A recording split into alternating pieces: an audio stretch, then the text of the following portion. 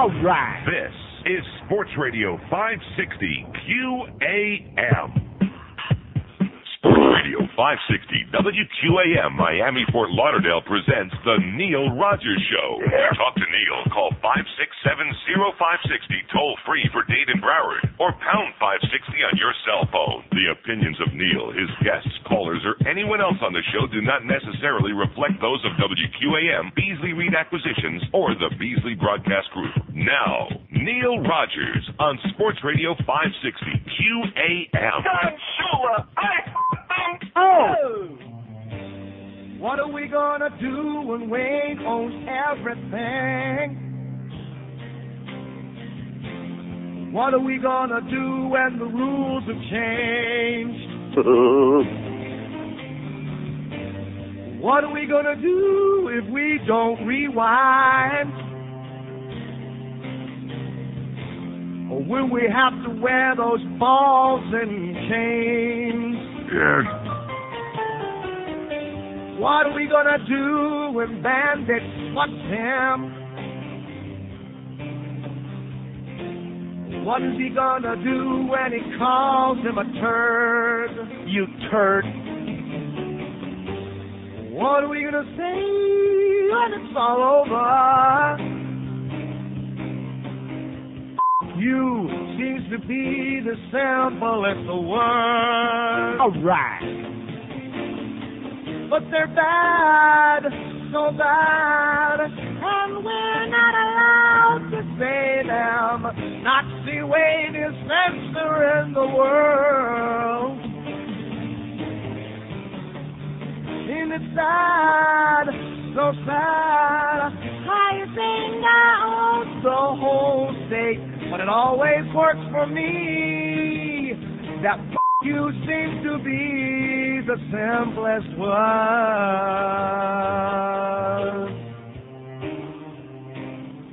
Well, we got a full plate today, baby. You can almost taste it. And I'm going to save a whole lot of lives today. You know that? Especially after seeing that thing on the front page. Guess what? It's bad to be fat. Let's discover that. Bad to be fat. Sucks to be you and bad to be fat. Two of our favorite songs. In spite of what that bitch, although I was going to rip Oprah, but the fact is that fat women, for some reason, if you look like Aunt Jemima and you're of color, don't worry about it. You're still going to live to be 100. And even if you're like, you look like, who's a big fat black guy? Roy Foster. Exactly, there you go. Roy! You look like that. Don't worry about it because you'll probably live to be another couple of days anyway. But if you're white, male or female, you got real problems. So I'm going to save a whole lot of lives thanks to my friend Alan at Delights of West Boca. And thanks to our good, close, personal friend, Peter Leonard. Oh! There you go. He's redeeming himself almost as much as Michael Holdemayo. I think we might have to put Peter Leonard and Michael Holdemayo on probation today. Give them a little bit of a reprieve. Not full pardon, but at least step them up a little bit. Nice job of stealing my show from yesterday, Michael Mayo, which you've done so many times, but a good job of putting it down there in print so I can read it on the air in a little while. First of all, some of the most important business today. South Florida Courier Services. This is important stuff. There's been the last week or 10 days, as I go out on the elevator here, there's been a young man in the building, kind of like wandering around like a lost stepchild. I would say about 20-ish. An extraordinarily good-looking young man. I would say a spectacularly good-looking young guy. And no habla inglés, I don't think. Just doing a poco inglés. Very little. Julio of some kind. Maybe one of yours. Maybe one of somebody else's. Who knows? Maybe one of mine. But at any rate, he worked. So come to find out yesterday as I was going out. And there's Igor. You know, Igor, you're actually a good guy in spite of the fact that you're really, really creepy. But you're a good guy.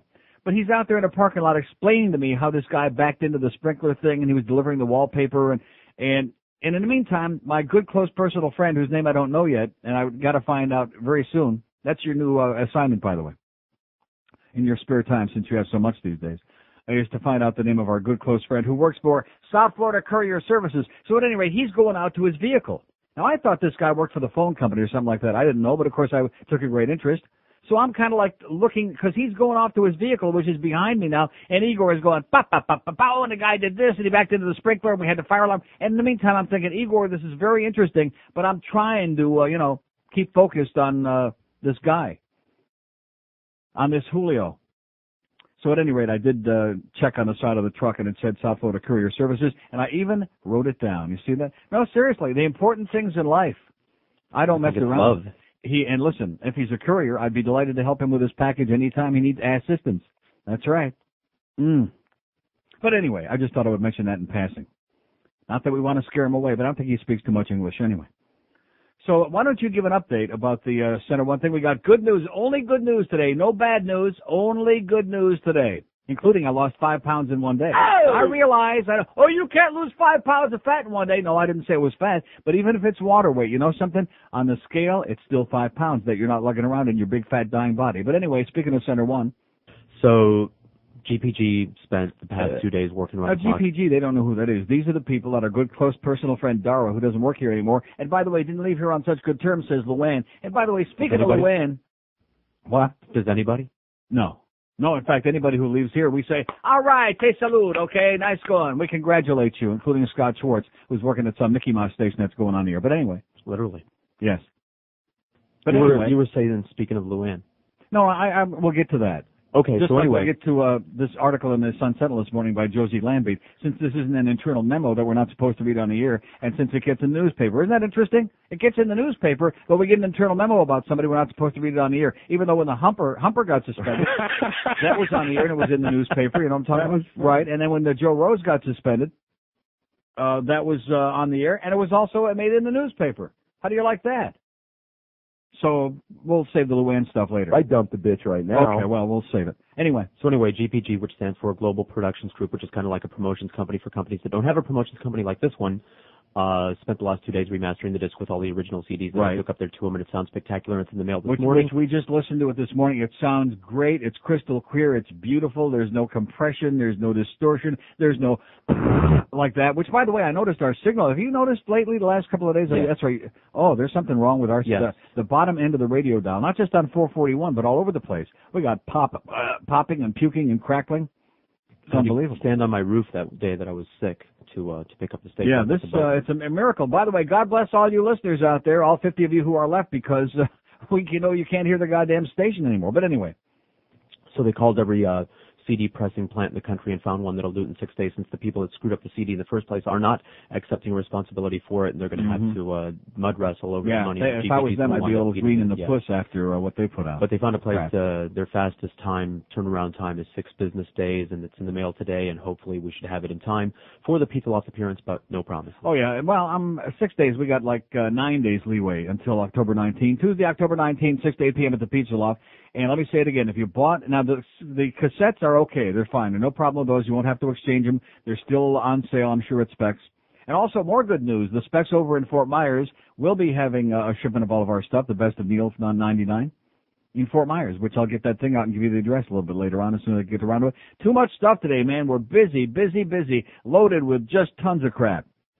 And by the way, don't eat too much of that stuff you're eating, because it'll make you shit. Yeah, but it's no, it won't. No, that won't. But those, well, anyway, I'm telling you, Alan of West Boca, Delights of West Boca, you're my godsend. You're my hero, baby. Because enough of this fat. And, of course, the audience said, oh, yeah, we've heard this 7,000 times, you fat slob, over the last 20 years. You're a fat piece of crap. Yeah, you're right. Always start with good intentions, though. That's the best you can do. And you never give up. You never throw in the towel. But as long as you got stuff to nosh on, even the goyim need stuff to nosh on in between meals to keep you going. Just something that has almost no carbs, but it's got some taste. Something as opposed to a king-size Snicker bar. Something as opposed to a fish stick from Ben & Jerry's. Something as opposed to something that's delicious but has 8 million grams of carbohydrates in it. Something else that'll satisfy your taste, will tide you over through whatever the next crisis is here in this place, and keep you losing a goddamn weight.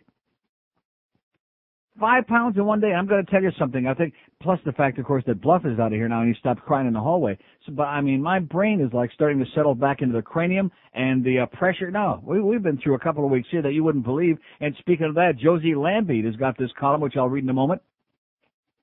And also, I'm starting to find out more information. This is only the tip of the iceberg as far as the Sam the Scam situation is concerned here at WQAM. I mean, if you heard the whole story, it'll make you shit. That too, that's right. In fact, there might be a lot of that going on today before we're through. So how's Screw Ann doing? And don't forget, we don't want to mess around with her reputation. She doesn't lie. Just keep that in mind. She told me that last Friday for a half hour here. I don't do it. I don't lie. Okay. What's the lotion in the basket? In the tradition of the disaster musical comes Andrew Lloyd Webber's Jews in the Attic, the Anne Frank Diaries. You'll leave the theater humming those catchy tunes like No More Beans, I'm writing all this down, Don't Flush Till the Nazis Go Home, I'd turn in my parents for a stick of deodorant. It's Jews in the Attic, the Anne Frank Diaries. CD available now. Boy! 10:14 at 560 WQAM. Okay, don't forget the auction for all the good stuff that we're giving out today. $3,000 is the high bid. All day today, bid on the Winn-Dixie QM auction package, which includes all of the following. A trip for two to the beautiful Atlantis Resort in the Bahamas, including airfare, transfers, hotel, meals, pair of tickets to every remaining regular season home Dolphin game, whether Jimmy likes it or not. $500 gift certificate to Manhattan Jewelry Exchange at the Oasis in the Sawgrass Mills Mall. An autographed Don Shula football. How do you like that, huh? All right. $100 Winn-Dixie gift certificate for dinner at Runway 84 Restaurant in Fort Lauderdale.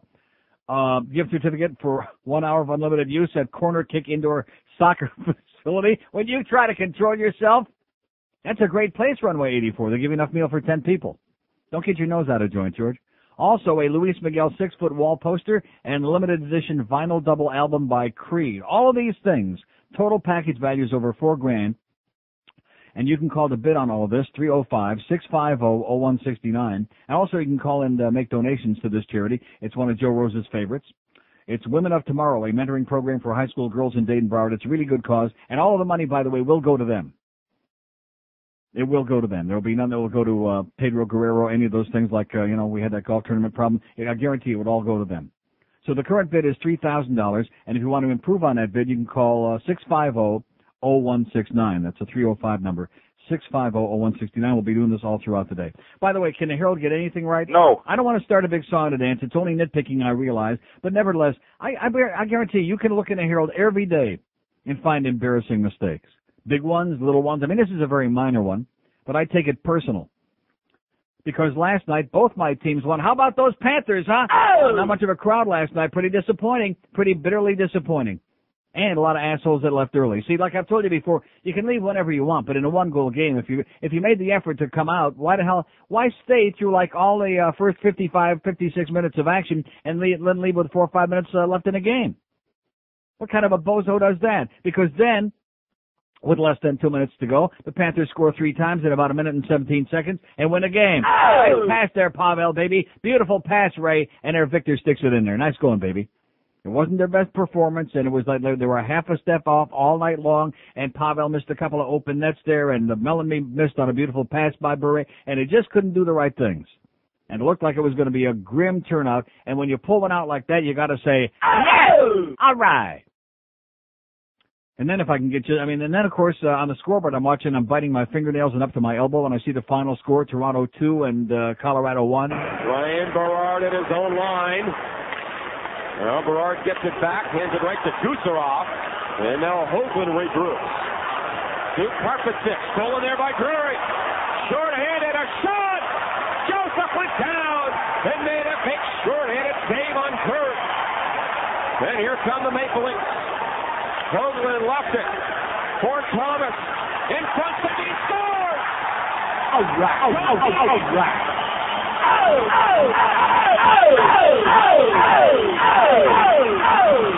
All right, nice, baby. So anyway, the Leafs win again. They're 3-0.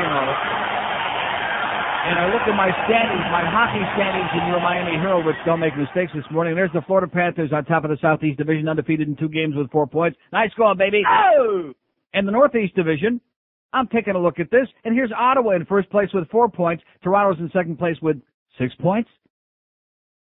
Isn't last time I checked 6 more than 4? Uh-huh.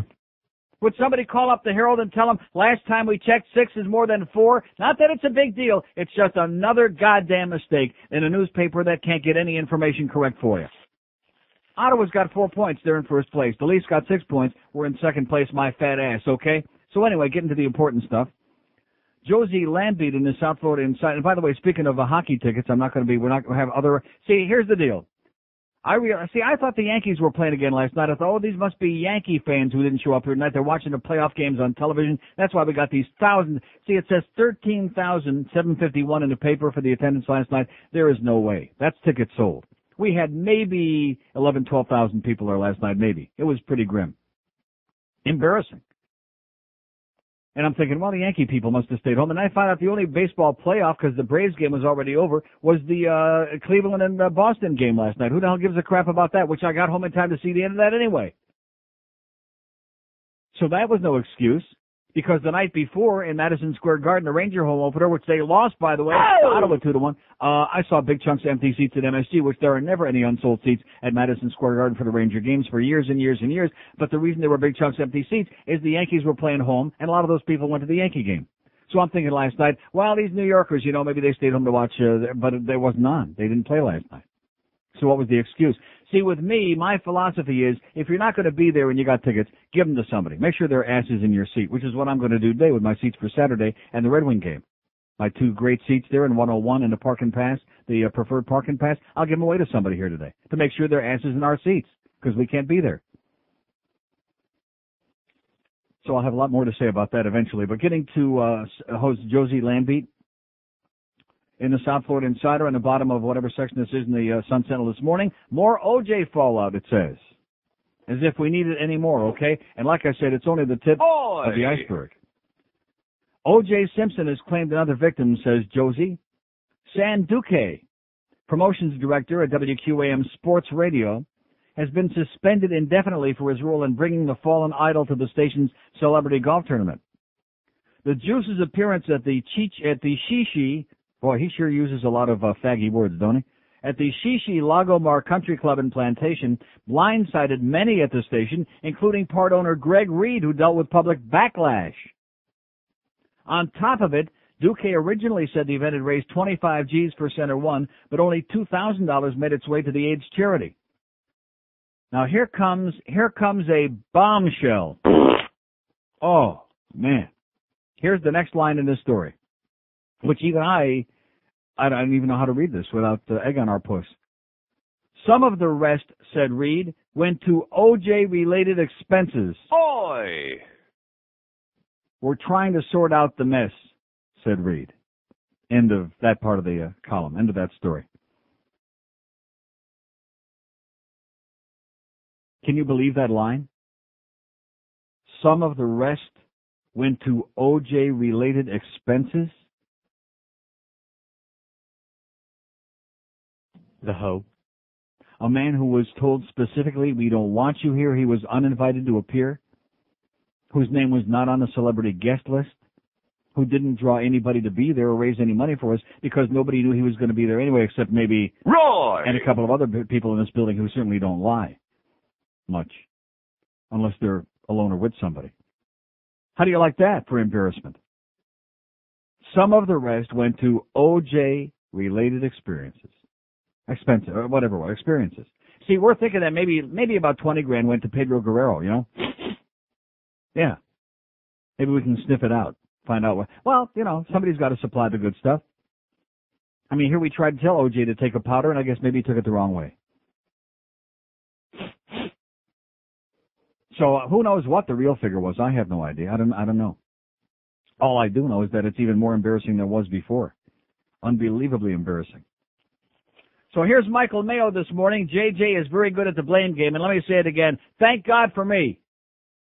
I was getting ready to rip the humper, by the way, on the air this morning, because I heard about 25 minutes that was funny. of his show yesterday when he was sucking up to Jimmy. What a suck-up job that was. But I find out from Beefo this, and thank God, because Hank and I get along great. I love Hank. I mean, he's just wonderful. He's been great to me these 2 years I've been here. Everything is fine with Hank. But I heard 25 minutes in which he was trying to minimize this whole J.J. Marino thing.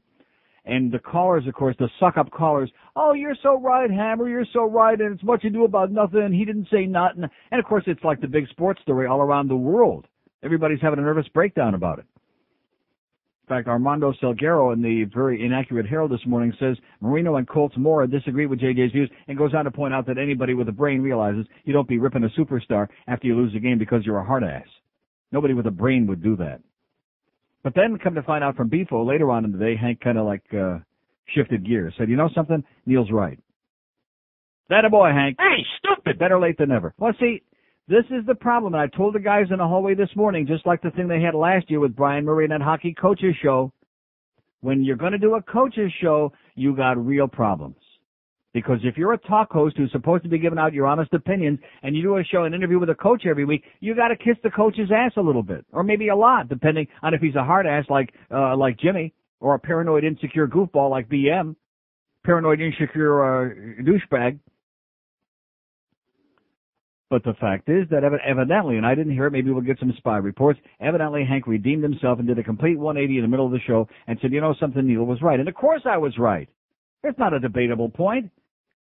Even if you think Marino's 100 years old and he stinks the place out, that's not the issue. The fact is you don't finger out your superstar and to berate him publicly and make all of these goddamn comments. But my good, close personal friend Michael Mayo, like I said, he's been moved up to probation level now. He's been out of death row, and we've moved him actually onto probation. And one or two more good columns, and that makes sense, even if they're stolen from this show. In fact, preferably if they're stolen from this show, and we might actually take him off probation and put him back into our good graces again. Oh! Michael Holdemayo, which, by the way, in Amsterdam, what they put on their...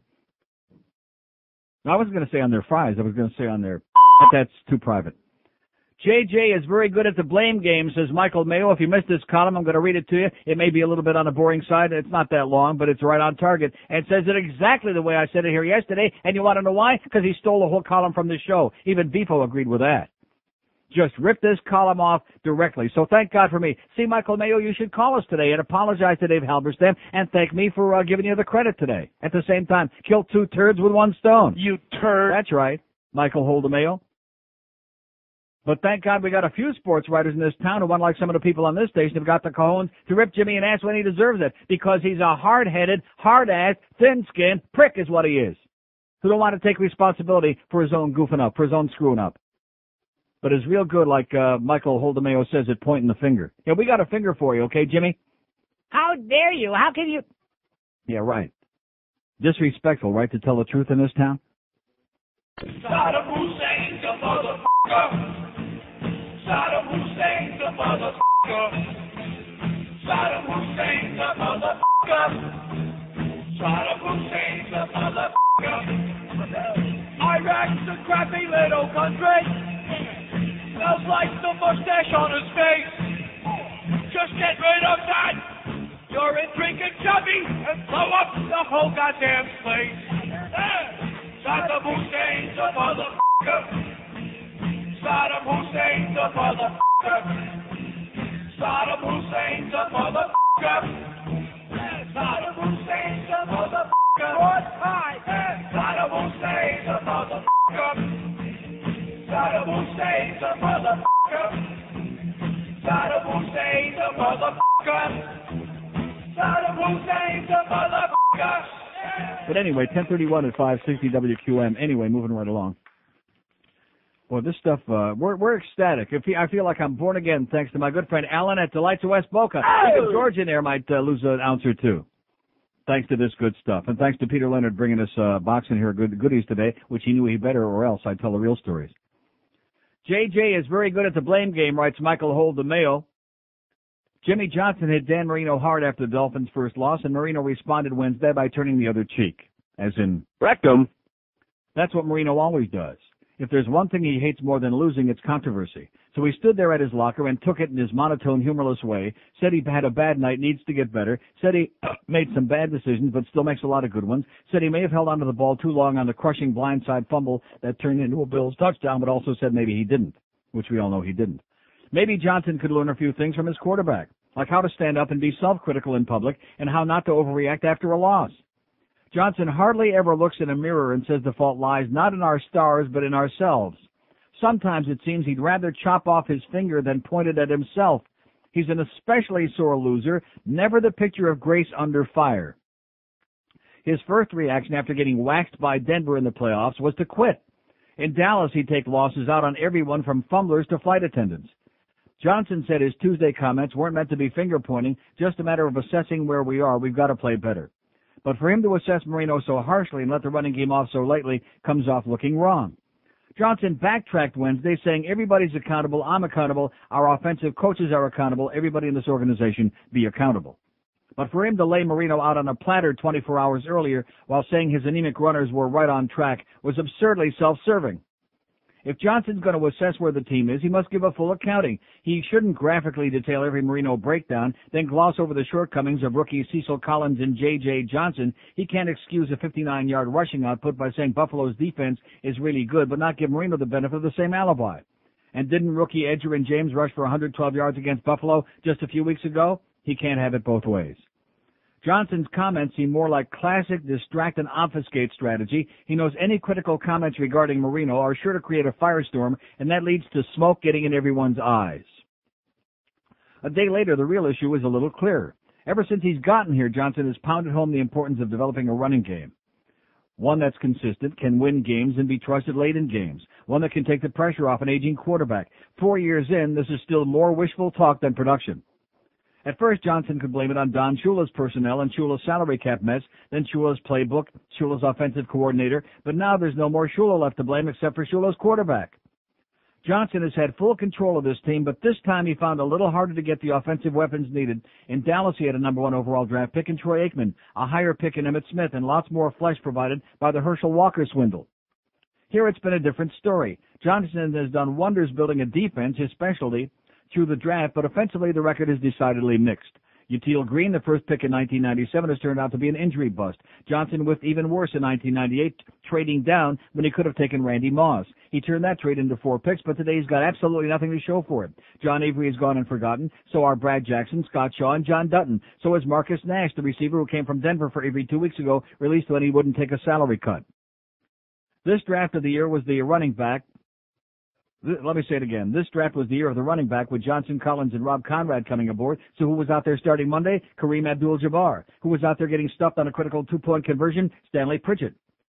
Johnson named Collins the starter on Wednesday, the clarification he talked about earlier this week, but Collins is unproven, has limited troubled resume punctuated by 1 good exhibition game. People have been eager to proclaim him a savior, but that's a little early for that. In 3 games, hobbled by an ankle sprain, he's averaged 3 yards per carry.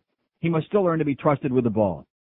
In the meantime, it's a lot easier for Johnson to point out Marino's deficiencies and for everyone to focus on that than to notice that for all the talk, it's still the same old offense, the same old... Or as Buffalo coach Wade Phillips said at halftime of Monday's game, summing up the outside world's view, Miami is Marino. We don't think they can run on us. Or as Johnson himself said in his most telling statement the past 2 days, nothing has changed.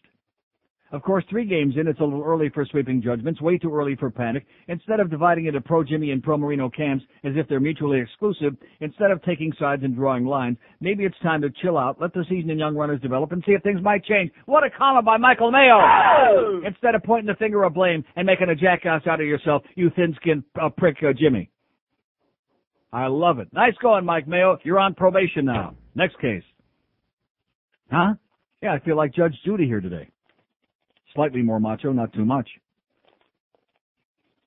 And here's a great, before I get into the thing with the fat and the thing about Jesse Ventura. Got 8 billion things going on here today. Will we get to them all? No. Plus these tickets to give away for Saturday, don't forget, in Section 101, my great own personal seats for the Red Wing Panther game. I'm going to tell you something, and I really mean this. Here is the greatest athlete ever played in this town, including Dan Marino, the most exciting player, Pavel Bure. And we got thousands of empty seats there last night. You tell me why. No, the Kings aren't the most exciting team. I mean, they're better than they were last year, although they didn't play that great last night, but you wouldn't know that ahead of time. There's something wrong here, man. There's something really, really rotten in this town. Just like I said yesterday, and I stand by it. This town doesn't deserve Pavel Bure or Dan Marino the way they turn on these guys like a rat. And guess what? Bure didn't have a good game last night. He was like about a half step off all night long. He just, zigged when he should have zagged. He couldn't knock in those couple of good passes there early in the game. But when push came to shove, when the game was on the line, he went out there, made the great pass to Whitney, who made an even better pass to Kozlov and stuck it in the net to tie the game.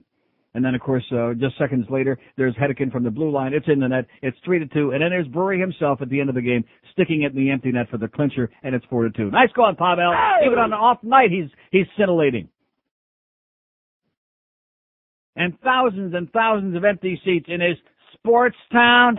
I got news for you. Sturgis, Michigan, where I once worked 100 years ago. Sturgis, Michigan is more of a sports town than this town. And my good friend, the Humper, comes on yesterday and says he's all excited. I realize he's saying he's glad Houston got the new team in the NFL instead of Los Angeles, but they're expanding to 32 teams. Wait till they expand to 600 teams. I can't wait until Allentown, Pennsylvania has got an NFL team. And Geneva, New York, and Ypsilanti, Michigan, and Sturgis, Michigan. Yeah. Like that goddamn World League of American Football crap that the NFL's trying to pull off. Barcelona and Amsterdam and all those other teams, those phony baloney. I'm going to tell you something, having been over there many, many times, and they do put that crap on TV, and they put some of it on here too, by the way. They don't have enough people in those stadiums to fill a goddamn phone booth for the World League of American Football, because that's not their football. Their football is F-U-T-B-O-L, and it happens to be soccer, which I hate like poison, but nevertheless, that's their thing. Are they ever going to buy into this NFL stuff? No. Anybody with a brain, Humper, knows that the problem, the biggest problem, and of course it goes along with the greed and all these salaries and all the goddamn ticket prices, but the biggest problem is expansion, watering down the product. Like I've said before, you go into a restaurant, have a fine wine, expensive wine, but it's delicious. And then they keep jacking up the price and watering it down. You're going to want to go back? No. I don't think so. Great letter to the editor today, by the way. Jerome Shirk in Aventura in the Herald writes, a disgrace. Not everyone may have understood Jim Moore in September 29th cartoon on the Second Amendment in a well-regulated militia. The possession of a weapon by almost anyone isn't what makes a well-regulated militia. In the late 18th and early 19th centuries, the purpose of a militia was the defense against Indian attacks. This was justified at the time, but today we realize that it bordered on if it wasn't actually genocide. The National Guard is the descendant of the militia and is supposed to be used in time of emergency, whether natural disaster or civil strife. The anarchy of gun ownership by unqualified individuals is a disgrace. Oh! By Jerome Shirk at Aventura. Nice going, Jerome. Great letter to the editor. All these NRA nuts that like to twist and turn and manipulate the goddamn Second Amendment to mean something that it never did and never does and still doesn't, so that they can have their rod. 20 before 11 at 560. WQAM. Those people are ISO.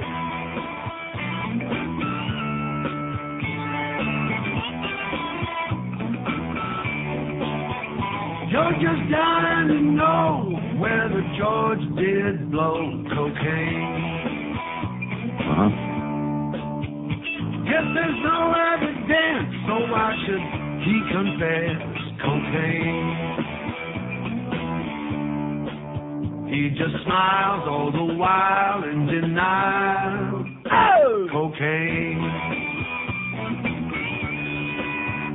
Gave it up for them to run for president. Cocaine. Now he's wanting your vote, but don't ask him about cocaine. He'll just lie and he'll smile and deny cocaine. He'll tell you drugs are bad except for what he had, cocaine. And we're all pretty sure this one is worth a big blur, cocaine. What a sham, it's a scam, did a gram. Oi! Cocaine.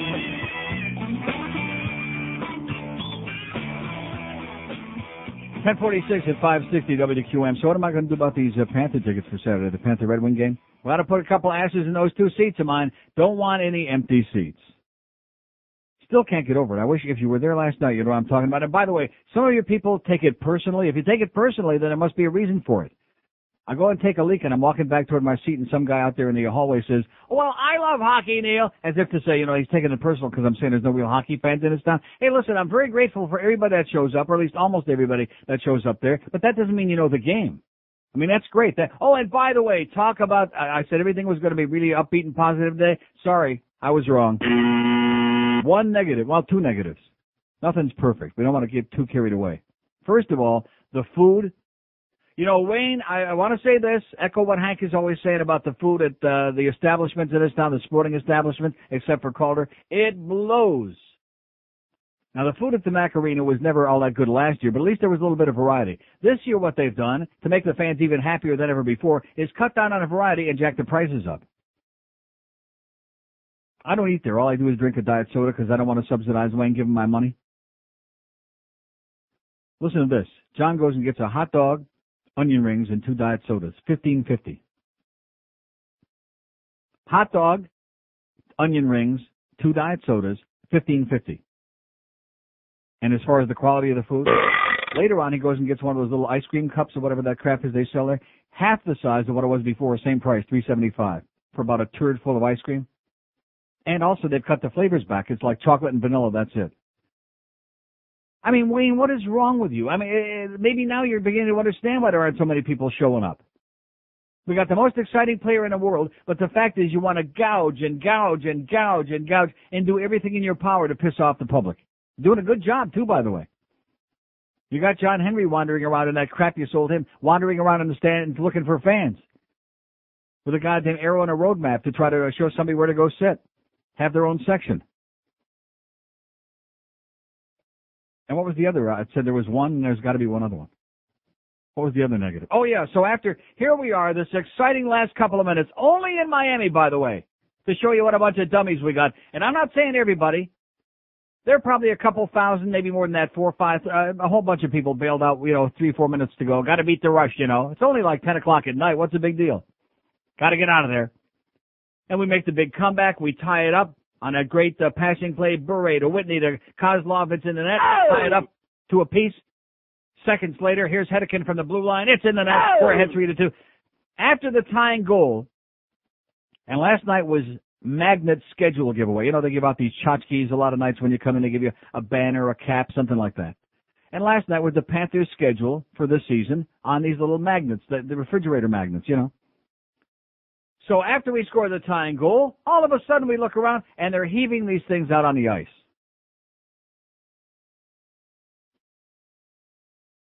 And they're like big. They're like this.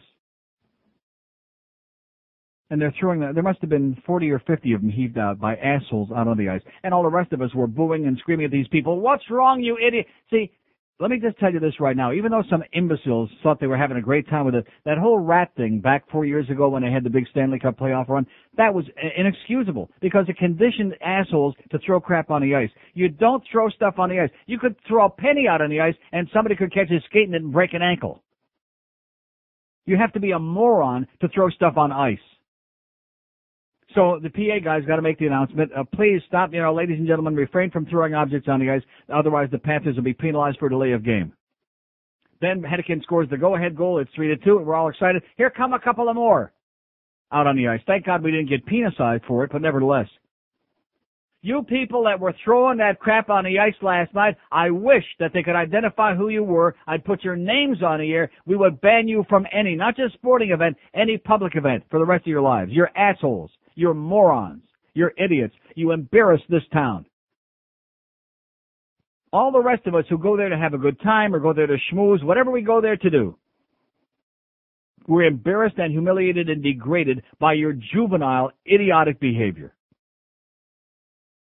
Always talking about those New Yorkers, they're throwing like batteries at the players out there in the outfield and doing all these grotesque things, New York and Philly, places like that. We shouldn't be pointing the finger at anybody else. We got more. And I'm talking to some people between periods last night, by the way, who were at the Dolphin game Monday night, several of them telling me they wouldn't go again if you paid them to go there. Between the drunks and the fights and the obnoxious, idiotic people behaving like lunatics. See, that's what a good tailgate party will do for you, baby. Right. Oh, you're peeing on our parade, baby. You're screwing our fun up. Well, hey, listen, nothing wrong with having fun. But you don't have to be obnoxious to have fun. You don't have to be disgusting and make everybody else feel like, gee, I don't ever want to come here again. Unbelievable, the behavior of some of these assholes there last night. But it's not going to change. And see, another part of the problem here, and this goes back to our good friend John Henry, who thinks we're going to take somebody's tax money and build him a stadium for a game that's played in the summertime. One of the reasons that they're off to and by the way, I know this is going to really embarrass the hell out of you when you hear this before I make my point.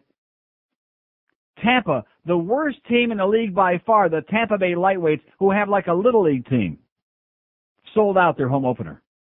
Tampa. Well, I'm just telling you.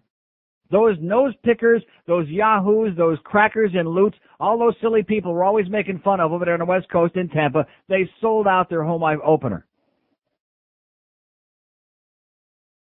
And we fell like 2,500 short for our home opener on Saturday. And last night, like I said, you could have put more people in a phone booth than we had in that Mac Arena that they spent $200 million to build and spent $10 million a year so we could have the most exciting player in the world, Pavel Bure, out there. And in the meantime, people sit on their ass and don't show up. I'm embarrassed for you. I really am. I'm embarrassed for myself. And by the way, nice job, Neil. Sure got a lot of extra people out there. Did I last night? No, didn't work. Didn't work. I guess if I would have given them tickets away, and even then they probably wouldn't have showed up, because if it's for free, didn't pay for it. I don't really give a crap. I'll stay home and watch the baseball game or something, or play tiddlywinks, or mahjong. Carrying extra weight, it can shorten life, study confirms. Right on the front page of both of your newspapers today. See, unlike the people, I don't want to pick on my good friend Shirley Peters, a.k.a. Gypsy Rose Lee, or whatever she's calling herself these days, because she's on that psychic thing with Joe Griffin making a lot of money. And she's a woman, so, according to the study, maybe it's not so bad for her. Like my mother, who's 150 years old. She's fat. She's been fat as long as I can remember. And she's probably going to live to be 200. She'll probably outlive me. God damn it. But nevertheless, wait till you hear this. A huge new study confirms that being overweight can shorten a person's life. As if this is a shock, but nevertheless, with one surprising exception, black women. As in Aunt Your Mama. The American Cancer Society study, published in today's New England Journal of Medicine, followed more than 1 million men and women for 14 years. Among those who started out healthy and never smoked, the risk of death from all causes climbed with weight. However, when race was considered, differences emerged. The fattest white men and women had at least double the death risk of those of normal weight. White men and women. Fat. Black men showed only a small increase in death risk. Damn it. Roy! And black women, even those weighing well more than 200 pounds, like that fat bitch Oprah, showed no statistically meaningful increase in the rate of risk of death. How do you like that? I guess them collard greens is what does it. Or that fried chicken. Maybe we all start eating the Kentucky Fried. Huh? Or, I'm sorry, Popeyes. Black folks don't. Kentucky Fried is soul food for white folks. Like Motown was, soul music for white folks. That's Kentucky Fried. Black people eat that. They be eating the Church's chicken and Bojangles. Right? And Church's chicken. And a little bit of that jerk chicken, too, ain't too bad. And some of that jerk pork. That's what I told that driver yesterday. He started moving real quick. The study already is causing us, he didn't even understand it, he was moving quick. The study already is causing a stir in the world of obesity research, both because the finding about black women cannot be explained, and because it could be misinterpreted to suggest that they have little to fear from fat. In fact, the finding is hard to interpret. Black women had higher rates of death from all causes, including obesity-related diseases, than white women in almost every weight category, even skinny and normal weights. For unknown reasons, being overweight did not add to the already higher risk of death for black women. Now it's starting to sound a little convoluted, isn't it? So in other words, if they had high blood pressure and diabetes and stuff like that from being fat, then they were dying like crazy. So this is, but nevertheless, wait till you hear this. This is going to make you really gag on it. Whatever you got in your mouth right now, you're going to gag on it. Speaking of that truck driver. Corpulence is epidemic in the United States, despite the well-known dangers and a culture that worships thinness.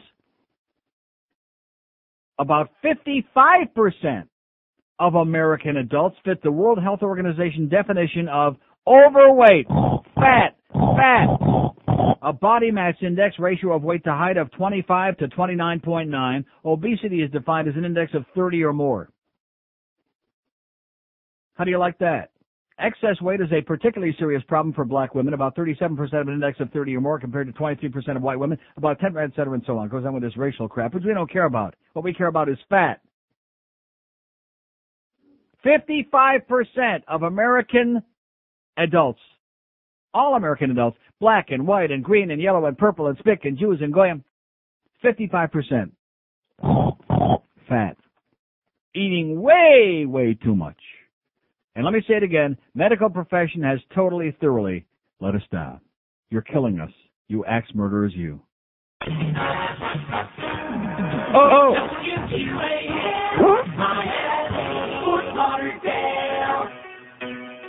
New on K9 Records. It's that Mexican Chihuahua from the Taco Bell commercials, singing like you've never heard him before. Which, of course, you haven't heard him sing like this before, because this is the first time he's ever sung today's hot hit.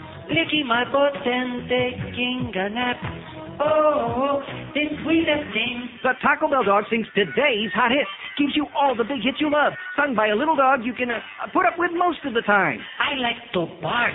So here I go again. I'm going to bark until the neighbors call. I like to bark. So here I go again. I'm going to drive you up the wall. That little Taco Bell dog has many moods, and you'll hear him express them all right here. Walking time starts about the time that my bladder can't hold anymore. Hula-wee, I gotta pee. Walking time. You better find the leash before I cactus right on your floor. Oh, I can't hold myself the whole day long. That is why your carpet smells so strong. Oh, you quiero take a pee. The Taco Bell dog sings today's hot hits. It's guaranteed to be hotter than that last big beef burrito you ordered at the drive-thru. It's 11:02 at 560 WQAM. We got Hank at 2 o'clock today. We got, Hank at Beano at 5 o'clock, speaking of Beano. And then 6 to 8, we got Hurricane Hotline. Yankees and Texas Rangers, 8 o'clock tonight. And here, like a fool, I thought that game was last night, game 2. But they got this crazy schedule on. And by the way, if you didn't stay up till 2:30 in the morning, the Mets lost to Arizona last night, 7-1. Let's hear it. There's another New York team lost the game, thank God. Nice going again. Bud Light, really brilliant. 11 o'clock. And that game, by the way, didn't start till 11:15 because we were home watching hockey, saw the end of the Red Sox-Indians game, and then watching a lot of hockey, and then flipped over, and they still hadn't started the goddamn game out there in Arizona. 10 after 11, they were getting ready to start. Brilliant. Nice move, Bud. So anyway, my good friend Alan over there at Delights of West Boca, which is a new sponsor of ours, so he sends a whole box of this good stuff down, these low-carb bars that have only 2 grams. Now, if you want to eat those Atkins bars, like I told you before, I mean, he's got them, the Atkins protein bars, all 7 different grotesque flavors. I mean, I just can't recommend them. Because every time I taste one, I say, gee. Yeah, that's right. One of the flavors has got ghee in it, which specifically we are told that if you want to keep your homo levels down, don't be eating no ghee. Please. But they got these other low-carb bars that are great. This one has 2, and those other ones, the protein ones, have 2.5 grams per bar. And they got some taste, and I'm not going to say they're wow, delicious, but what a great way instead of sitting down and having a big meal. See, let me just say this about Atkins, about all these diets, is that too many of us are looking for ways to keep shoveling enormous amounts of food in our face and expect to get on the scale the next day and the day after that and watch the pounds just melt away. For some people, maybe that's going to happen, especially if you're enormous. The Atkins does work like that in the beginning. But the whole concept of that, of course, is ridiculous because that's the problem in the first place, is that in this country we eat way too much. And not only way too much, but too much goddamn refined carbohydrates, too much starch, too much sugar, too much crap. That's what makes you fat. Not dietary fat. I've been telling you this for 100 years. What makes us fat is carbohydrates. Period. So, we got pumpkin seeds. I got these little jalapeno snacks and white cheddar snacks and just something to munch on, something to nosh that's got almost no carbs in it to tide you over until you're going to have your next little meal, whatever the hell it's going to be. I had one meal at Mommy's house yesterday. I had meatballs and scallops. Delicious. Great. And then I had my diet soda at the ball game last night. Went home last night after the game, had a little bit of that Tyson beef strips that I put in the microwave with a little melted cheese on it, and that's it. That's what I had the whole day. 5 pounds gone on a scale in one day. Mostly water, but nevertheless makes you feel much better and makes you psychologically feel better, too, like you're making a little progress. So thank you, Alan, at Delights of West Boca. There's bread in there, low-carb bread, crackers, all kinds of good stuff. 5670560, pound 560 on the AT&T line. Don't forget, our bid is still $3,000. On the Winn-Dixie QM auction package, including that beautiful, the trip for 2 to beautiful Atlantis Resort in the Bahamas, including airfare, transfers, hotel, and meals, pair of tickets to every Dolphin game left in the home season, $500 gift certificate to Manhattan Jewelry Exchange at the Oasis in Sawgrass Mills Mall, autographed Don Shula football, $100 Winn-Dixie gift certificate for dinner at Runway 84 Restaurant, gift certificate for 1 hour for limited use at Corner Kick Indoor Soccer Facility, that Luis Miguel 6-foot wall poster, limited edition vinyl double album by Creed. Total package valued over $4,000. The current bid is $3,000. All of the proceeds, all the funds raised will go. That's right. They won't go to Pedro Guerrero. They'll all go to the Women of Tomorrow, a mentoring program for high school girls in Dayton, Broward. And you can also make donations to that organization, even if you don't want to bid on the package, just by calling the same number to make your bids. 305-650-0169. 305-650-0169. Okay, here's a mobile in Fort Lauderdale. Hello. Neil. Yes, sir. I called you from Fort Lauderdale. I'm in Homestead now. Yes, sir. Jesus, what a break. Yeah. It's like listening to a hockey game on the radio. Anyway, I watched the game last night, and it was an excellent win for us. My question was on Pavel Bure, when that late goal, they would call holding on that, but since there was an open net, they just kind of say, hell with it, is that the deal? Well, I mean, he was able to score anyway. I don't remember whether the referee put his arm up in the air to call a penalty. I mean, he was obviously being held. I took off work yesterday to go get Panther Pack tickets, and they told me that they were gone. And I was just wondering, did you get a chance to look up there? Sir, I want to tell you, if they told you those tickets were gone, then somebody was either giving you a bunch of baloney, or we just had a lot of people that bought tickets and chewed them up on some kind of a diet. And for people that want to throw that stuff on the ice, they showed a guy pointing a guy out on TV last night. Showed a guy pointing a guy out with throwing stuff. So good. Excellent. That was pretty good. Oh, I want to see the tape of that. I want to know which asshole it was, okay? We'll find out who he is and put He's his... in the lower bowl. He's in the lower bowl. Listen, my girlfriend turned me on to hockey a couple of years ago. Yeah. She's a true hockey fan.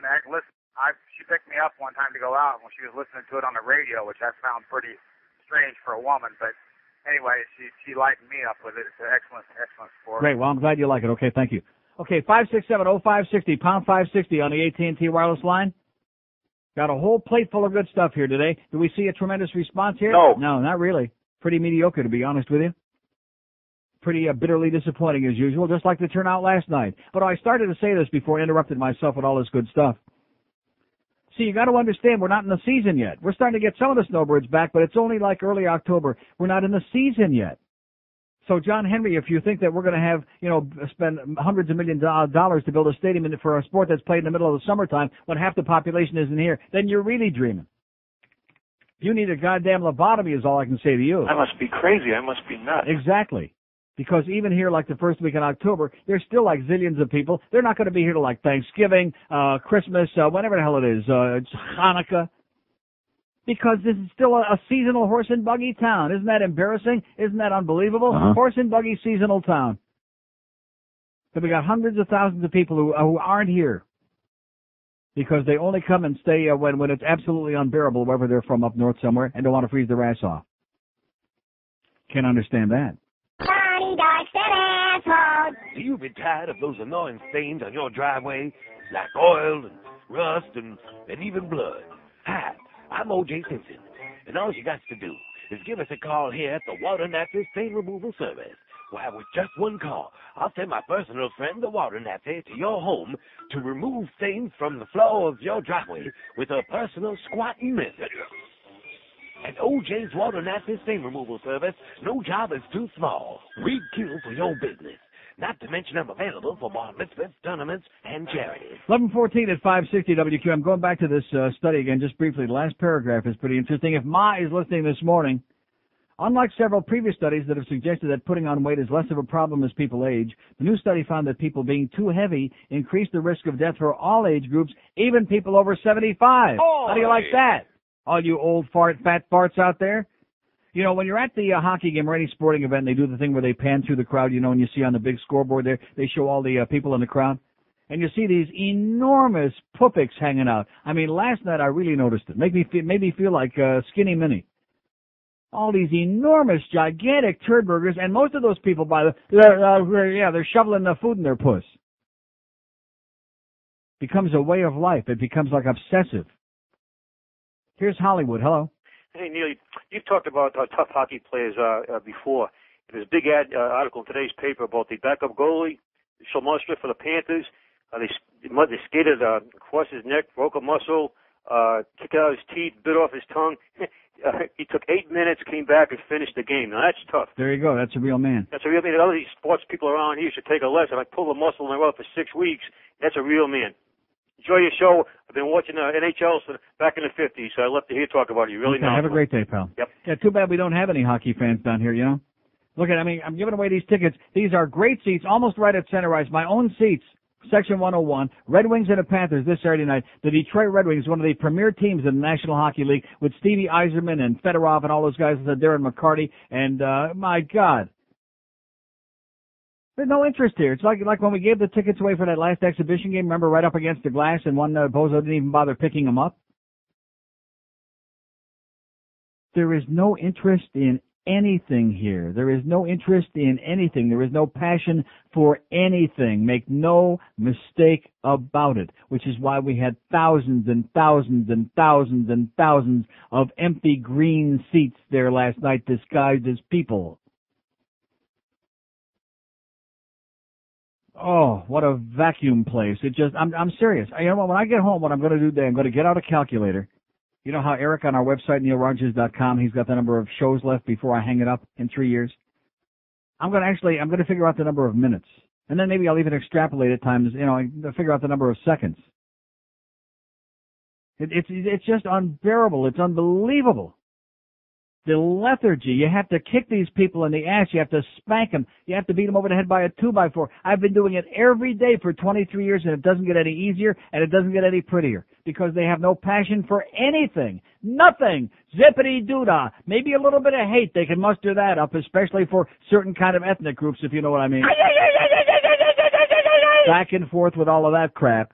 But that's about the only time they get really animated. The rest of it's all window dressing. It's all just a show.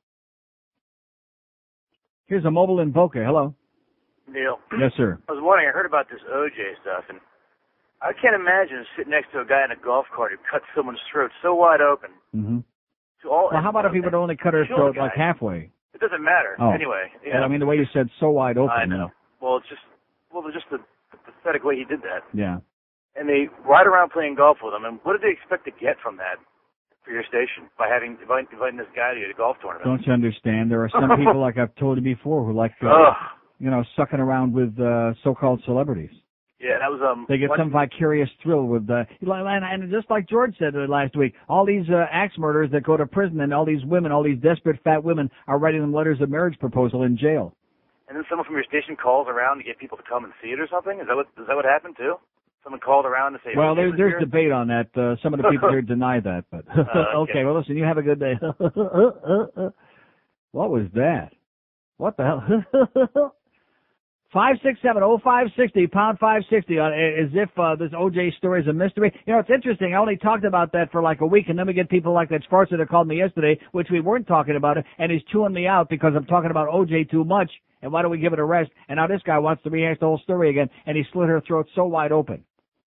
If he would have done it a little more antiseptically, maybe kind of like Demetrius Underwood, kind of like an aside,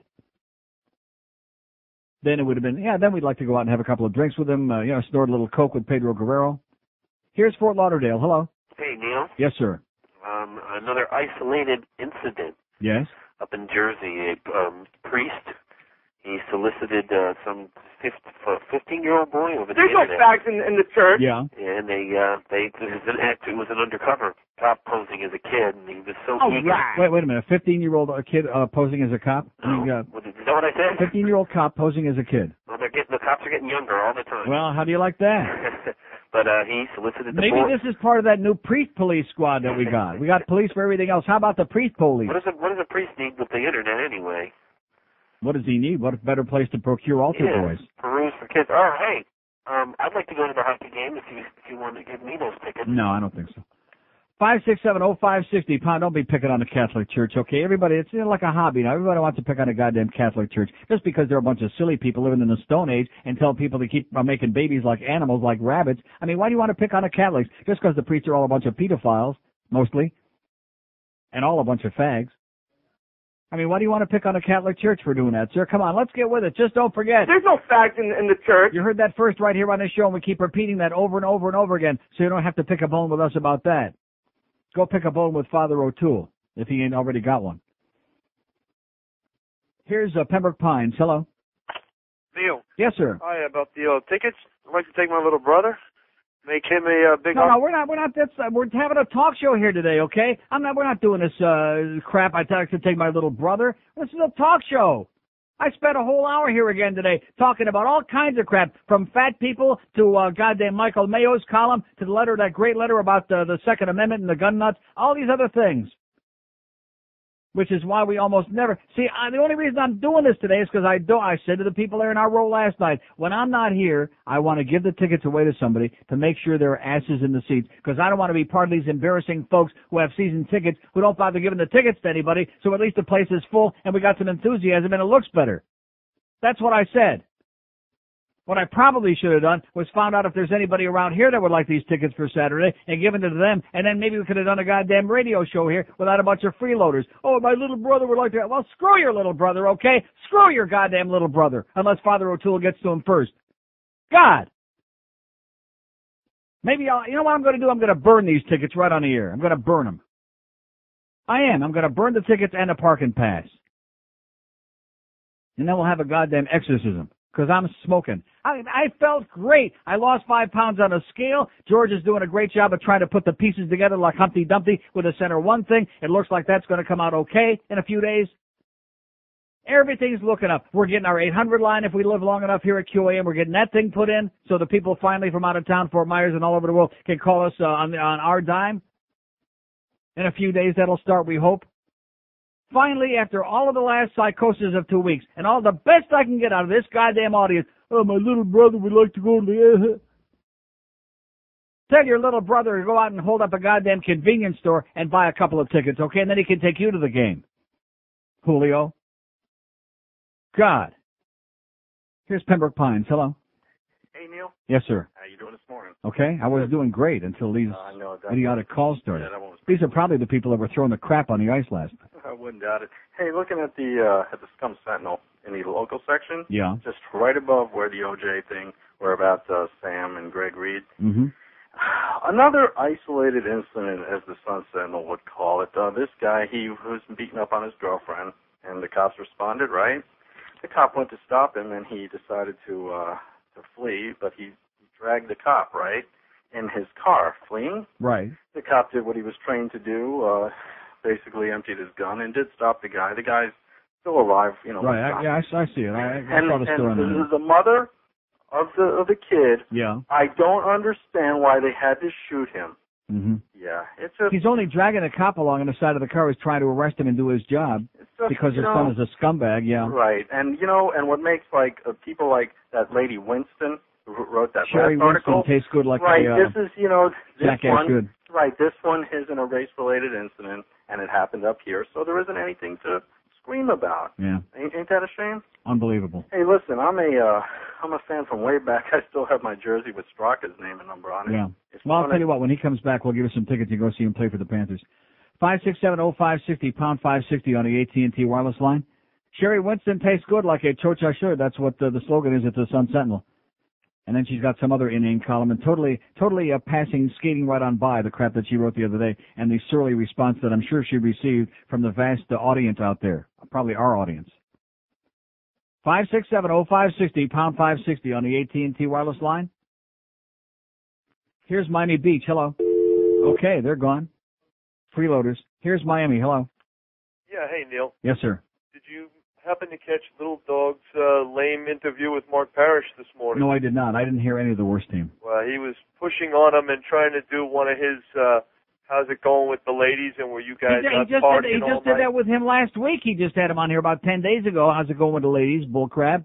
And then he started in with, well, Mark, you sound like you're dead. You sound like you're really tired. I mean, you must have been out there trying to hit it with the ladies. I mean, it was endless. It was really embarrassing. He had no questions, no material. I like the wee-wee. Yeah. I mean, pathetic. And last night I was at the game, and I mean, I felt I was back in the National Mausoleum. I mean, not to mention nobody was there. I mean, the people that were there were sitting on their hands, even though the first two periods. I mean, well, it wasn't a very good game. That's a compliment, especially after LA went up 2-1. They went into that trap. I mean, it was coma-inducing. But then, if you stuck around and you hoped for the best, we got our money's worth there at the end, and it was phenomenal and scintillating if you just stuck through the whole deal. And it was only like, we got out of there 10:15 at night. What's the big deal with that? I don't understand these people like a bunch of little children, because I get up 7 o'clock in the morning. That's fairly early. I don't sleep until noon. I got to get up 7 to come here every day and work. What time do these people go to bed at night? 10 o'clock? It's hopeless. I got to get up early for work, too. I stuck through the whole thing. It was fine. Sure. Great. It was and how about those assholes throwing the crap on the ice? I like to kill them. You ever see anything so embarrassing in your life? No, man, and we almost got a penalty. It was a crucial part of the game, too. Maybe, we tie it, and now all the idiots are throwing everything on the ice, and maybe we get a penalty. Maybe we lose. We're going to conduct a goddamn investigation, and we're going to find out who those assholes were. And like I said, ban them from every guy. In fact, we're going to make sure, have them wear one of those ankle bracelets, And if they ever leave the house, that thing's like the fire alarm we had here yesterday. It's going to go off and start making shrieking, howling noises that we still got bad headaches from, by the way. That went over very big with the audience. They loved that. Yeah, they could feel our pain. They thought they could feel our pain. You had to be here to feel it because your head was like janitor in a drum. Man, what's up with your guy from a spoker?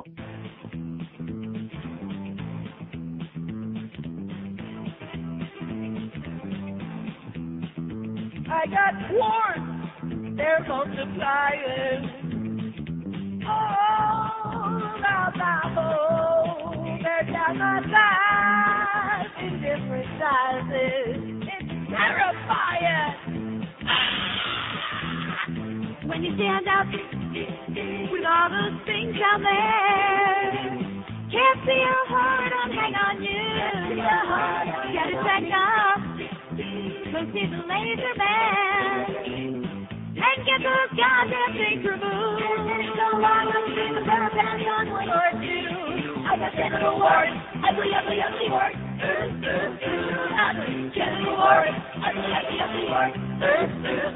Ugly genital warts, ugly warts. Ugly genital warts, ugly warts. From my thighs to my knees, I got to keep genital warts, ugly warts. Ugly genital warts, ugly warts. Ugly genital warts. 132 at 560 WQAM. One thing I don't understand, because we have all these people that keep sending us, they got us on these mailing lists for this pornography, most of it gay pornography. And I don't understand, why does anybody want to pay for a publication like that that's got ugly naked people? And when can we get some straight porno in here? No. When can we get, I don't care, gay or straight, when can we get some good-looking people naked? That's what I would like to see, okay? That's what we want to see. Like the delivery guy, the courier guy. Bring him in here, tell him we're doing a strip search to make sure he ain't bringing no La Bamba in the building. He won't know the difference. He just got off the boat. Oh, and by the way, speaking of getting off the boat, anybody see that story on front page of the Herald, by the way? Sun Sentinel didn't find it quite as scintillating. More Cubans washing up on shore. Front page of the Herald. Got kids can't get a goddamn lunch at school. No textbooks to take home. Nobody's writing nothing about that at the Herald. We get more illegal aliens trying to force their way in here. Front page of the Herald. Not that they're pandering, you understand. Here's a mobile in Hollywood. Hello. Neil, how you doing? Okay, sir. Last night watching the game, I think what disturbed me the most, not only with the people, the idiots throwing the stuff on the ice. You're talking about a nationally televised game. That's right. It was on the douche last night. That's correct. Yeah, and I had relatives calling me from up north, harassing me about the way our fans are down here. Yeah, pathetic. I mean, it's downright, it's embarrassing. Mm-hmm. And also. Well, I have yet to hear from anybody today to tell me how come they decided they weren't going to be there last night. There were a whole bunch of season ticket holders who obviously must have discovered romance or something exciting last night, because they sure as hell didn't show their ass up. Second game of the season, and they're not there. Right. I mean, that shows you what kind of fans are in Florida. And we need to build more stadiums. Right. Well, right. We can't even come close to filling up the ones that we got. And the suspension on Madonna. Sir, I just want to say one thing, because I've said it before. Okay. This is not and never will be a sports town. I realize this is a sports station, so the other people on this station, the other 20 hours a day, they have to put on an act and pretend that it is, because that's their livelihood. I understand that. This is not, and it never, ever will be, a real sports town. I'm sorry, go ahead. Right. I mean, I grew up in Northern Virginia near the D.C. area, so I mean, I've suffered with the Capitals and the Bulls, but I mean, the Redskins in their down years, and people there. I mean, there's 17-year waiting list for season tickets to see the Redskins. Mm-hmm. And when I moved to South Florida, which was a mistake to begin with, but I have never been around more melancholy, just fair weather fans than I've ever seen in my life. That's it's right. Unbelievable. It's unbelievable. And what a small gathering we had there left in the last couple minutes of the game to see the most important part and the most exciting part that just had everybody foaming at the mouth and with excitement. And you run out of there feeling great about life. Hey, it was great. It was worth coming, and it was exciting. Right, and then the suspension on the gentleman who hit Madonna. The you gentleman feel that the 10 games was enough? Soleil, yeah, that animal, yeah. Do you believe 10 games was enough for? No, but you see, blatant... the problem is that the players' union has got these deals, and unfortunately, the league went along with it. So they've got like a maximum $1,000 fine, and so they just keep slapping these guys on the wrist. He should have gotten. Somebody suggested to me, and it's a good idea, as many games as Madonna misses, whoever the player is that you injure, you should be forced to sit out and not get paid for as many games as the player misses. Right, that was one of the most vicious hits I've seen in a long time. And don't forget, the two teams are playing in Anaheim again tomorrow night. It's going to be a bloodbath. Yeah. All right, Neil. Have a great day, pal. Thanks a lot. Yeah, they have no respect for each other. It's grotesque. And by the way, also, I hate to break the news to you brilliant fans out there who were at the game last night. It's a contact sport. Let me say it again. Pavel Bure, as much as we love him, and he did get tripped 3 times in the game Saturday, and it wasn't called in a Washington game. That is correct. But last night, there was no penalty on any of the times he got hit. He got hit. He's out there. He's fair game. He's going to get checked. He's just another player, okay, as far as the other guys are concerned. And every time he gets hit, oh my, they're screaming for a penalty. They're carrying on. What's wrong with you? Hey, ref, you suck. Get with it. Get used to it, okay? That's the way the game works.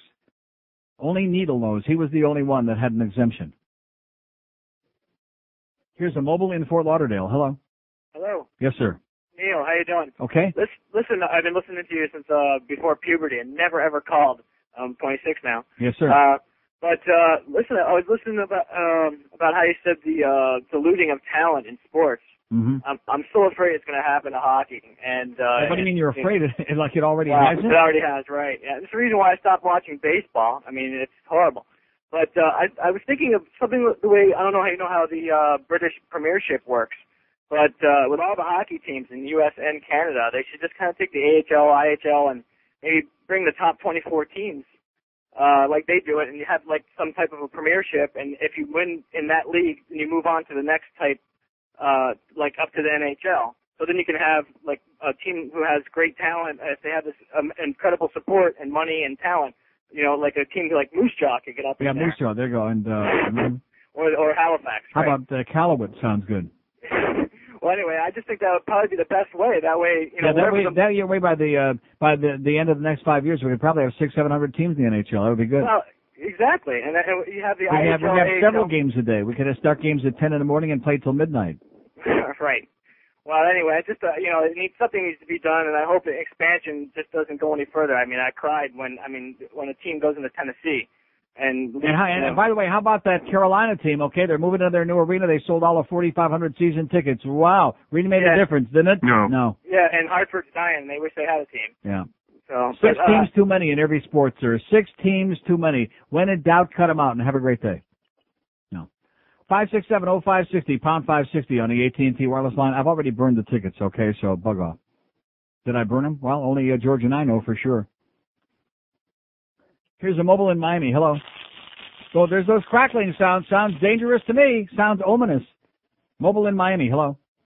Hello? Yes, sir. Oh, hi, Neil. Yes, sir. It's not a mobile, actually. But... Here's a stationary in Miami. Neil, don't burn those tickets. Are you crazy?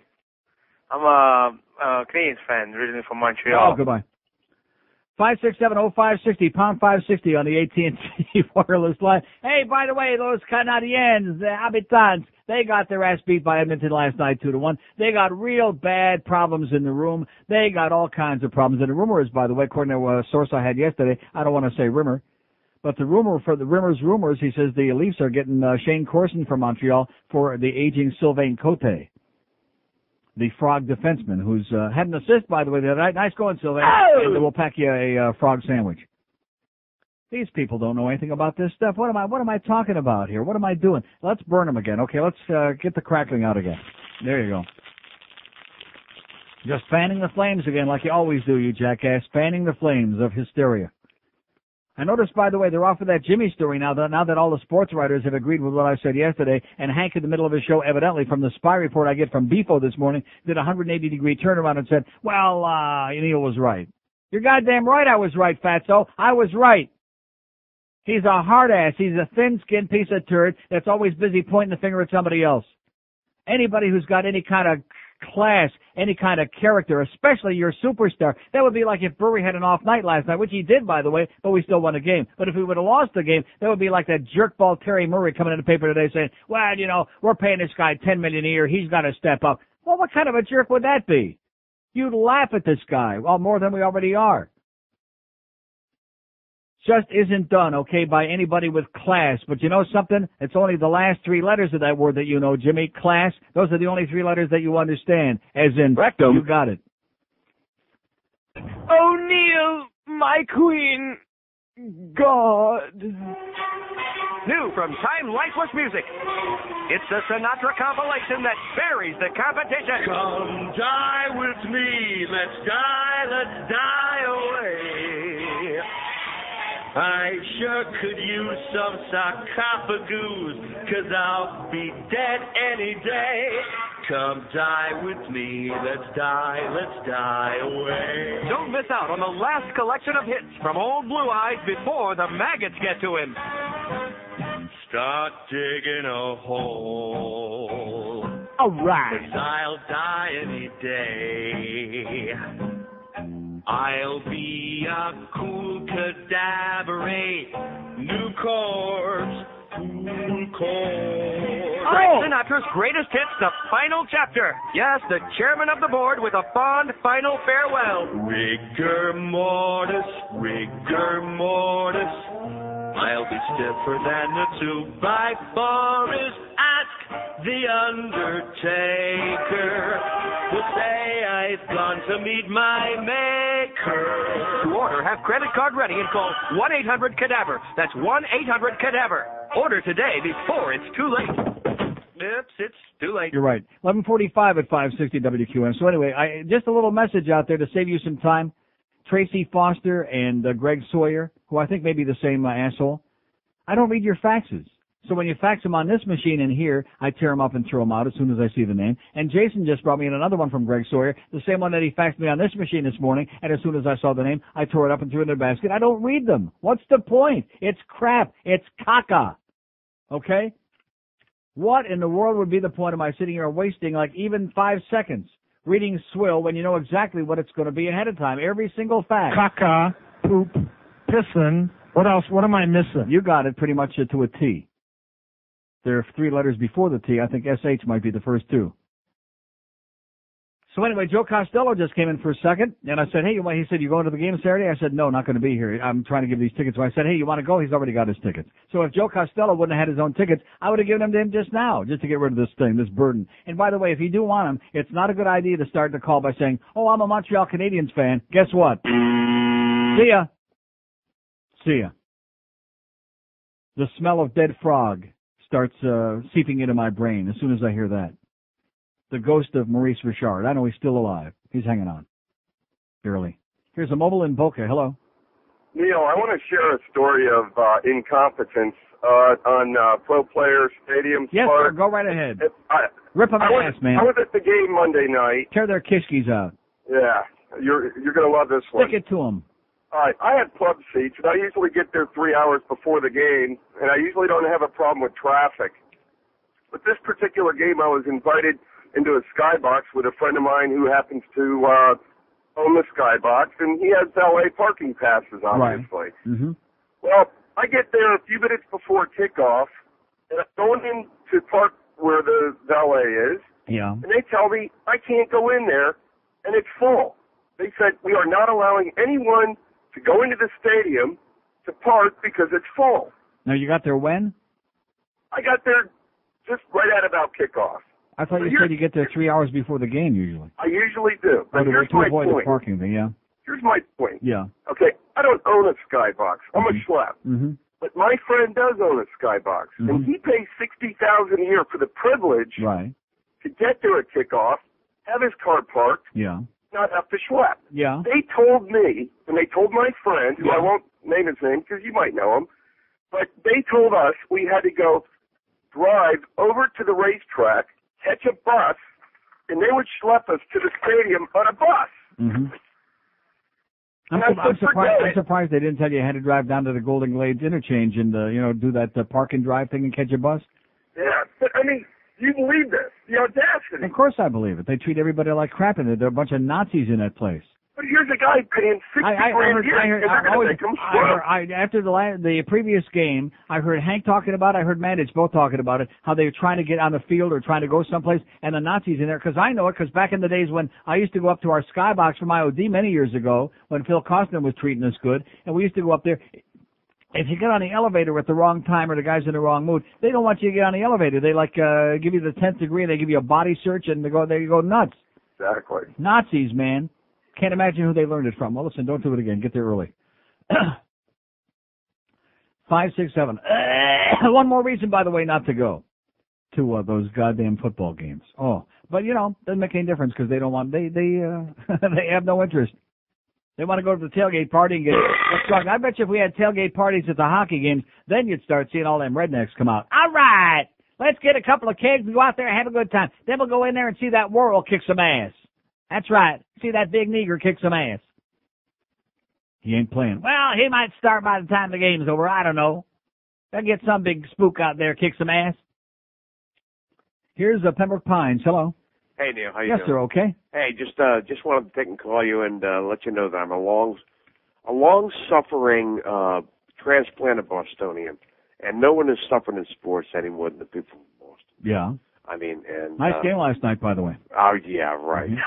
Could smell that coming. Paper's not going to go in Game 5. I'm sorry, he's not going. Mm-hmm. But the people down here don't have any passion whatsoever. No, they don't. They absolutely don't. Neil, the whole thing is make believe. It's based on people just splattering out a bunch of words. They don't know what they're talking about, and they don't have any real feeling for it. There's no passion except for Viagra and driving fast. To watch the way these people have turned on Marino after one crappy game the last couple of days, just because the coach opened up a big mouth and because he's got no class, it guarantees, it proves what I've always known. This is a town with no appreciation, no class, no nothing, with no brain. And all the geese don't get down here until November. You know what I mean? And maybe we'll get some fans over at the Car Center. Right. But I had season tickets at Bruins for 10 years. Mm-hmm. And saw Bobby Gore score that goal when Barkley Prager. Oh, I don't want to hear about that again. I know, but I've I already did. seen that so many times. I know. I don't want I can't. I mean, I love Dan Kelly, but I don't want to see that again. But Dan Kelly was a great guy. Dan Kelly was great, but Dan, I know you're dead, but I don't want to see that again. I know, but still. Sanderson, Bobby R! I've seen that 4 million times, Dan. Stop saying that already. It's almost as bad as Foster. You went, Henderson, he's gone. Henderson. I don't want to see that, Foster. Go back into the box, okay? I don't want to see that. I got to tell you, Henderson, that born-again Nazi, I don't want to see about him. That's right, that piece of crap. You're absolutely right. Turned out to be a piece of turd, Paul Henderson. I know. I want to tell you, though, suffering as long as I have, it's tough to come down here and have no passion for anything. Right. How do you think I feel doing this? Where are you from, dear? What? Where are you from originally? Rochester, home of the Amherst and Don Cherry. I was in the Red Wings Don-Hole game. Yeah. The Red Wings Don, 2 Wheaties box tops and 50 cents got you to the Red Wings. There you go. Remember Tom Decker? All right, yeah. How about Steve Dokel? Yeah. Remember him? How about Joe Cunningham? Yeah. And Tommy Burgess. Okay, listen, have a great day. 5670560. You remember all those guys, don't you, George? Huh? Yeah, sure. Oh, sure you do. The old Rochester Red Wings. We had Bill Verdon there in center field with the glasses on. Those were the days, baby. Luke Easter, Luscious Luke. And that other Rhymes guy. with puke. And then those other guys, too. Bunch of Goyam, Lou Ortiz. Oh, yeah. Tommy Lasorda pitching for the Montreal Royals. The Havana Sugar Kings. You might have been interested in that, George. There used to be, no, seriously, in the International League, there was the old Havana Sugar Kings. It was Cubans! Cubans! Cubans! That's right. Cubans. Oh, by the way. Yeah, Mike Myers, by the way, is going to come down and play in the next game. Maybe that'll bring some people out. Oh, it's just, it's terrifying. And why do we keep saying these things? I mean, see, I'm just not the kind of person who can just, crawl up into a ball and accept it. I go too many other places where the people have passion for something, where they're friendly, where they really care about something, where you can have an intelligent conversation with them about something. You pick the topic and you can talk about it and really enjoy yourself. And basically here it's like, that's it, that's a medley of our material is, what's that, not another stupid fax, is it? Well, why are you bringing that in here?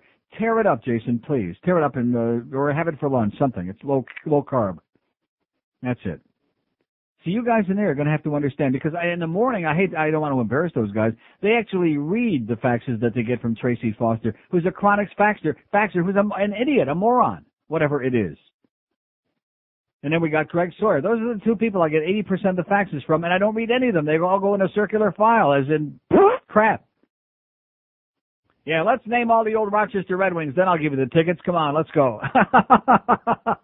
Oh, woo! Johnny Antonelli Tire Company, baby. There you go.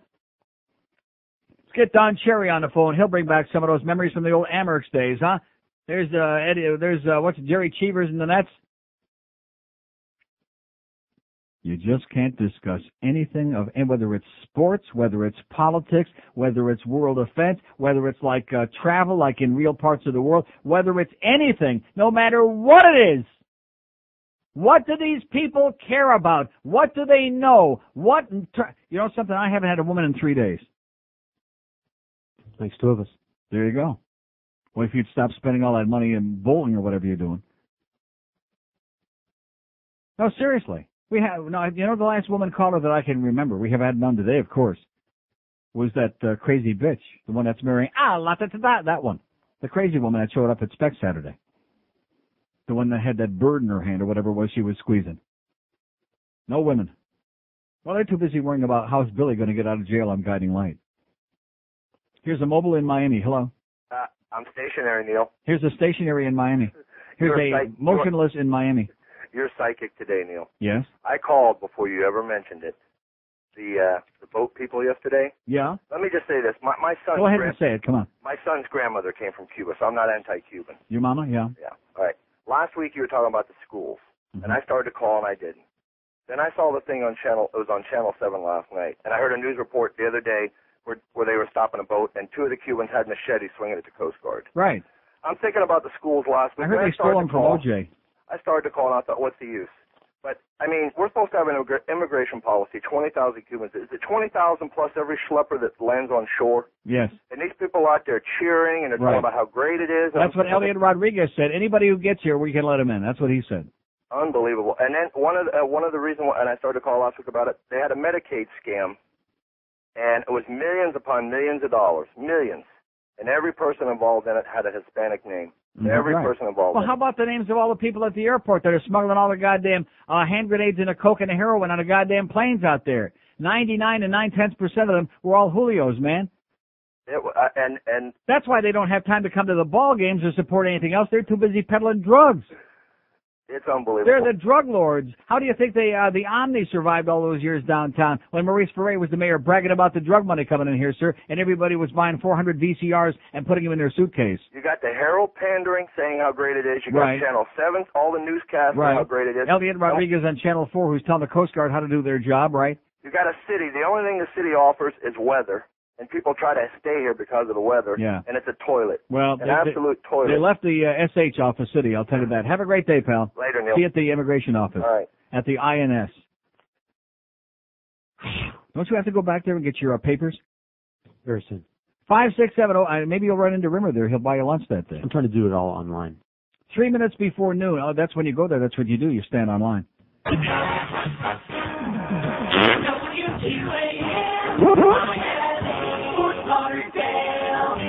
Hi, Felicia. Gee, I love your dress, and your hair looks so shiny and manageable. Are you still shampooing with Head and Shoulders? Gosh, Chick, I stopped using Head and Shoulders a long time ago. I mean, honestly, who grows hair on their shoulders anyway? Yeah, right. So, what are you using now? Well, it's like Head and Shoulders, only without all those additives. It's just called Head. Let's tell them about it, girls. If you're tired of your old shampoo, frustrated and feeling blue, just remember what I said. You'll feel feel better if you get some head. Wow! Where can I get head? Lots of places, chick. You can stop by my place later, and I'll be happy to give you some head. In 15 minutes, I'll have you shampooed, styled, and blown dry. Gee, you don't miss a lick, do you? Head sounds great, but is it expensive? Not at all, chick. My brother says there are places downtown where you can get head for less than $10. Golly, at that price, everyone should be getting head. That's right, chick. When you say head, you said a mouthful. Hi, I'm Dr. Raymond Filati from Bergamot Industries, here to tell you why you should get head. First, it lubricates each limp hair follicle, leaving an erect, glistening shaft. Then the scalp's natural oils are sucked out of the root, leaving your hair soft, shiny, and exhausted. Nothing does the job like head. Great! Can I get head from my hairdresser, Bruce? Probably, but you might want to try your girlfriend first. Go out and get some head today. Yeah, a little squirt goes a long, long way. Yeah, you'll look better and you'll feel terrific. Yeah, when you get head, you're a lucky stiff. Want hair with lots of volume? Nothing gets it up like head. Available at a price you won't find hard to swallow. And it's going down every day. Honey, we're out of shampoo. Can you go out and get some head? What did you say? I said I want you to go out and get head. Oh, thank you, sweet Jesus. I'm going downtown. And head makes a great holiday gift. Last Christmas, my wife gave me some head. Then I gave her a pearl necklace. I've never seen her so choked up. My girlfriend used to give me head, and then we got married. Now I'm lucky if I get Jergens lotion and a National Geographic. Once you start, you won't wanna stop. Head feels so good, you might blow your top. Give head in the shower, you'll wanna come. Give head. If you're tired of your old shampoo, frustrated and feeling blue, just remember what I said. You'll feel better if you get some head. You'll feel better if you get some head. Oh, yeah. Oh, God. Head shampoo. Come on, give it a shot. My hair looks great. Use a nap. Speaking of that, by the way, how's that Courier guy coming, so to speak? 1205 at 560 WQAM 5670560 pound 560 on the AT&T wireless line. Here's a fax, and thanks to Kelly from Boca, age 21. That's Kelly with an I, so I'm assuming it's a she, or it's a guy that spells his name wrong. But at any rate, Kelly shows me the Sun Sentinel. Same error, okay? So we don't want to pick only on the Herald. Both papers are stupid and idiotic and can't get it right. There's the NHL standings this morning. Northeast Division, Ottawa in first place with 4 points. Toronto Maple Leafs in second with 6 points. How do you like that? Yeah. Oh, man. Oh. You know, the tremendous work and care and proofreading and really, you know, getting it right kind of mentality that goes into printing our newspapers. Yeah. You really have to have a special feel of appreciation for it. You have to feel it. Here's a fax from John. Oh, by the way, speaking of that, whoever you're on the phone with, get him off right now unless it's important because I got to ask you a question. So John says, why don't you have an email address for your show instead of all this faxing crap? That's a very good point. Now, didn't you tell me Of course we do. We do? Sure. No, but you're not talking about in here. You're talking about with our website. Our website. He's not talking about that we get email 4 years later. That's not what he's talking about. He's talking about like in the studio, like a real radio show. Well, if I brought my laptop in. Meaning what? Do we have the extra We have phone the line? phone line, yeah. It's under here. I think we it do works. have it? Yeah. So all we need is a computer. I'll be glad to buy a computer for in here. Okay. If that Maybe guy I could use stops, this cheesy if laptop. the guy back there stops drilling, I'll be glad to buy our own computer for in here. If he stops the goddamn drilling under my ass again, which weren't we told that they're all done? Maybe they found out that Duff left the building. Oh my God, they're back doing it again in the middle of this show. Oh. I'll call Clarence. Clarence? What the hell's Clarence going to do? He don't cry good. He doesn't go down there and squirt him like Bluff does. No, what do you think they stopped drilling for? Not because they're paying any attention to him, but because they see him start crying. They run out of the building. It's a crazy person up there. He's squirting them. 5670560 pound 560 on the AT&T wireless line. Here's a mobile in Boca. Hello. Hey, Neil. How you doing? Okay, sir. Oh, man, that is a classic bit. That Yes, head. it is. Mm-hmm. Nothing like a little head. Oh, tell me about it. Listen, newsflash. The Mets lost. The game ended about, 6 o'clock this morning? 6 this morning, they lost 7-1 of the Diamondbacks, which makes me feel very pleased about being alive. Oh, that's ridiculous. What is the baseball commissioner even thinking about? He's not. Oh, man. But anyways, listen, this is a very good day today. The Maple Leafs are doing great. The Panthers are doing great. The Mets lost. The Braves won. Right, and life goes on. Thank you. Okay, 5670560, pound 560 on the AT&T line. Here's Perrine. Hello. Yeah, hey, now how's it going? Okay. Wings fan here. I was wondering if I could get those tickets. No, I don't give tickets to somebody that's just some jackass that first of all says that he's a Wings fan, number one, and number two, doesn't even have any conversation with me. Just call and say, oh, can I get the tickets? And the answer, of course. No. No chance. Get out of here. Get lost. Get out of town. And I'm not giving no tickets to another. I forgot about that. That's right. It's the Red Wings, where we have all these phony fans in town for the Red Wings. We have this phantom after they won the Stanley Cup a couple of times. All these phony balonies. All these new Red Wing fans with their Red Wing jerseys. Who wouldn't know Steve Yzerman from Steve Dahl? Who wouldn't know exactly? 5670560, pound 560 on the AT&T wireless line. Mobile in West Palm Beach. Hello. Neil Guy. Yes, sir. I need to correct you on something. Yes. After the replay last night, Atkins wasn't credited with the goal. Yeah. It was a redirection. Well, I'll tell you who I thought got it. I thought Parrish got it. Parrish did get it. Well, how do you like that, sir? That's what I said at the time. I thought it was redirected, but I didn't thought would I know that. It would have gone wide left if he hadn't redirected between his legs, backhanded between his legs. He got stuck to it right redirect there between his legs. Stuck it right between his legs. And they did an interview. Yeah. He was the first star, so they did an interview with him, and they asked him to tell the truth if he got a piece, and he said, "Yeah, I got a piece." Who was the first star? Mark Parrish? Yeah, Mark Parrish. How could that be? With the game-winning goal. But how could he have been the first star of the game? With the game-winning goal.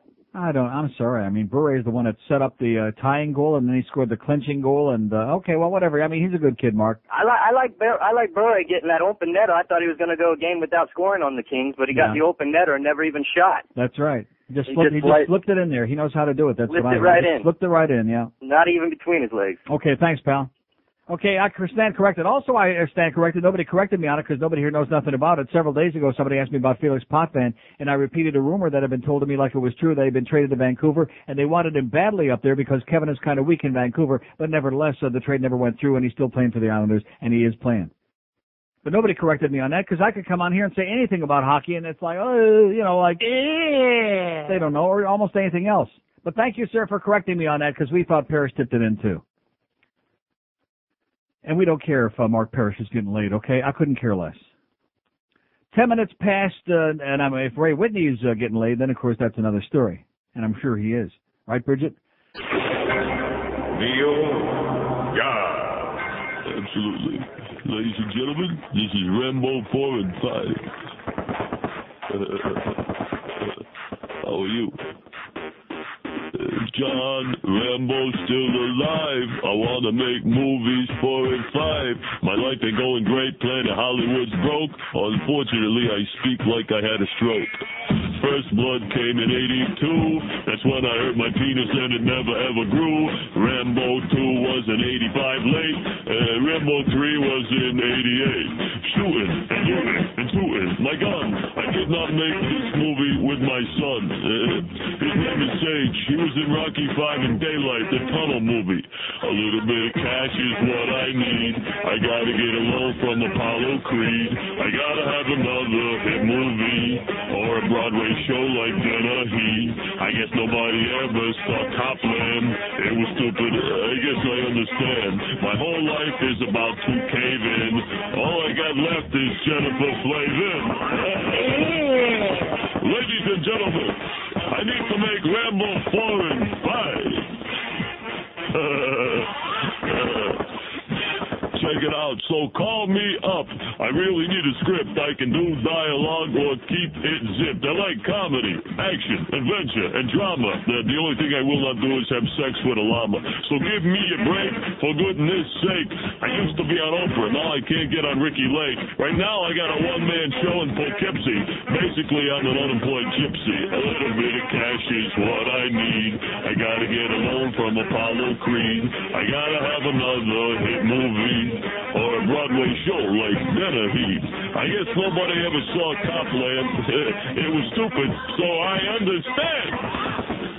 My whole life's about to cave in. All I got left is Jennifer Flavin. And that's why, ladies and gentlemen, I need to make Rambo 4 and 5. Hollywood. Absolutely. 12:17 at 560. Yo, Adrian. So anyway, Geldy just comes running here and says that the last guy that called was full of crap, is what he said. Did he say something like, That's what Geldy said. He said that Jiggs McDonald picks the 3 stars of the game last night, and Pavel Bure was number 1, and Trevor Kidd was number 2, and I forget who was number 3, another Panther, but it wasn't Mark Parrish. So where did that come from? Unless maybe it was from the telecast, okay? Maybe somebody who, didn't watch the game accurately, or whose vision is ailing, late in life, like your good friend. I don't want to mention his name on the air. Don't say it, then he won't buy you that lunch. Maybe on TV, Parrish got the first star of the game. That's not possible. It had to be Pavel Bure. All that tremendous effort to get us back in the game that nobody cares about. Here's Deerfield. Hello. Yeah, it was Bure 1, Kidd 2, and Parrish 3. Oh, Parrish got 3? I don't think so. Yeah. But anyway. Was that the smallest crowd you've seen at the Reynolds Center for a game? Oh, yeah, that absolutely was by far. Yeah, in fact, it was the smallest Panther crowd since the paper said since a Hartford game years ago when they had 11,000 and some, whatever the hell it was. I mean, Bure's healthy, second game of the year. Right. And it's a dead zone in there. Yeah, Ziggy Palfy, you'd think that some of the Islander fans would show up to see their ex-superstar there. And, you got Luke Robitaille. I mean, the Kings have got some named players on there. Joseph Stumple. It's not exactly like they're chopped liver. They're better this year than they were last year. And what's the problem? We won the first game. Bure is a star attraction in the goddamn league. And we get 6,000 unsold tickets. And I would say about 9,000 empty seats, 8 or 9,000. Absolutely. And by the time the last 3 minutes of the game came around and we had the dramatic last 2 minutes, maybe there was 3,000 or 4,000 of us left, maybe. I agree. And I'm sure the heat's going to be no better in the new building there, too. Oh, the heat can't draw flies. I know. They could put manure in the middle of the goddamn court and they couldn't draw flies in there. Absolutely. But, hey, Neil, I'd love to go see the Panthers beat Detroit this weekend. Okay, hold on. Give him the tickets. How do you like that? Surprise, surprise, huh? The old man finally weakened. I gave them to him so we can cut this crap out. This guy in Deerfield. There's my seats. There's the parking pass. And be sure you tell this guy he better go, okay? Pick the tickets up and go. Because if you don't, I'm going to give you your name and shoe size and phone number, and Luca Brazzi will come to your house and do a big on your court, on your food court. Yeah, what's the story? Raising all the prices on food in there, Wayne, and cutting down the portions and cutting down the variety. What is that all about? Why do you owners keep doing these things to the public like the garbage food at PP Stadium? I mean, my dogs wouldn't eat that stuff. Like Hank says, it's like the hot dogs look like something that's already been, licked on by about 20 hookers in Amsterdam in the red light district. What the hell are we talking about over here? And they charge you like top dollar for Drek. I just don't get it. I mean, of course, they're not eating any of this food anyway. They couldn't give a crap less. All they want you to do is spend your hard-earned money and take the 90% profit on it and screw you. Here's West Palm Beach. Hello. Hi, Neil. How are you? I'm doing great. You opened the show saying only good news, and last Friday was my last day in the sales department at Queer Channel, West Palm Beach. All right. Really? What station is that? J&O, BZT, KGR, a whole bunch of others, yeah. There's a whole bunch of them. Sure, all the ones in the market, because that's the way it goes. Now Queer Channel owns 2 billion stations. The Radio Ranch. Uh-huh. But I got to tell you, when your contract is up in 3 years, I hope you feel half as good as I do. I was sick of the abuse, sick of just the madness that went on there. Right. And all this stuff that you're talking about with OJ, if anyone's ever been in or near this business, they're just going, yeah, par for the course, so to speak. Yeah. I wouldn't say par for the course. I mean, we're a little bit above and beyond most of the rest. We've got a little bit extra psychosis than I've ever seen before. Although I hear Clear Channel is, even worse, if possible. No, see, what Clear Channel does is they take all their rejects, like the salespeople, and they ship them over here. They do. They do. where they can make even bigger bucks, supposedly, right? Oh, yeah, right. That's all I got, Neil. Appreciate it. Okay, congratulations, sir. Thanks very much. Enjoy your newfound freedom. Thank you. God bless you, and I'll pray for you. There's a guy that got out of the business, got out of Clear Channel. Oh! Let's hear it. See, like the guy that said the other day when I was psychotic over here, we're going through the OJ stuff, and these people here are a bunch of grave robbers, which they still are. And I'm thinking out loud about what the hell am I doing working for this company? And the guy says, oh, well, you know, there's got to be someplace else. Where are you going to go? Clear Channel owns every goddamn station except Cox, which owns like a couple of Sparser stations, and that Coast Slush. Nobody in this market's smart enough to put talk on FM. And believe me, like I said, our signal on this station the last few days is so goddamn bad. And our chief engineer, what's he doing? Yeah. Oh, man. I don't want to hear any more about he's overworked and he's abused and he's this and that. The signal blows. Technically, we're a frickin' nightmare. Nightmare. But I got news for it. No matter how bad it got here, the chances of, the only alternative here in this market is Clear Channel, and that's Pete Bolger and Ronald Wolf. Am I going to work for them again? No. At any price? No. David Ross? No. Oh, give me a break. If they blow Pete Bolger out of that joint, and a couple of other people who absolutely don't belong on the air, then maybe there might have been a chance. But that's not going to happen because he's got naked pictures of, all the owners. He's got naked pictures of David Ross and the Billy Goat. Or Billy somebody. Here's Naples. Hello. Yeah, Neil. Yes, sir. How's it going? Great. Hey, we've been talking about like some crackers and rednecks today. There's a story out of the Police Beat Naples paper today. It's there's no crackers and rednecks over there. It mentions 65-year-old Collier County man arrested Tuesday at Bayview Park in East Naples reportedly exposed himself and masturbated in front of the undercover officers. All right. Great. And he was charged with exposure of a sex organ. Mm-hmm. So if you ever come to Naples, let's keep everything inside and Undercovers. Yeah. I hear the organist at Coral Ridge Presbyterian Church was charged with the same thing. Exposing his organ. Okay, listen, thanks for the good news, pal. Hey, see ya. See ya. Say hi to the gypsies, too. A lot of gypsies over there in Naples. That's what I'm hearing. Okay, look at that. It's starting to clear the lines out a little bit now that we finally gave those tickets away. I'm so sorry that I did that because I keep saying, and I'm sticking pretty much to my word. Very rarely I give one little odd thing away here, a little odd thing there. I got an odd thing for you, but that's it. But I just don't want to have empty seats there because I feel guilty about that. As long as I've got these tickets and this company paid for them or somebody paid for them, I want to have somebody in there enjoying the game and making it look at least palatable. Like I'm not just shirking my duty, like those assholes at Madison Square Garden who left all their expensive front section seats empty so they could go to the Yankee game at the Ranger home opener 2 nights ago. What a bunch of crap. 12 million people in New York, and those people couldn't find, you can't buy a ticket for a Ranger game at any price for about 100 years now. So instead of giving their tickets away to somebody who would have kissed their ass to go to that goddamn game, they just don't show up and go over to see the goddamn Yankee game. Oh, man. Talk about misplaced priorities. 5670560, pound 560 on the AT&T wireless line. We got Hank Goldberg at 2. We got Hank and Bino at 5. Don't ask me why. Hurricane Hotline 6 till 8. Then we got Texas at the Yankees 8 o'clock tonight. Thank God we got no hockey game tonight. Can you imagine with a Yankee game on tonight if we had a home? Oh, brother, forget it. Here's a mobile in Delray Beach. Hello. Mobile in Delray.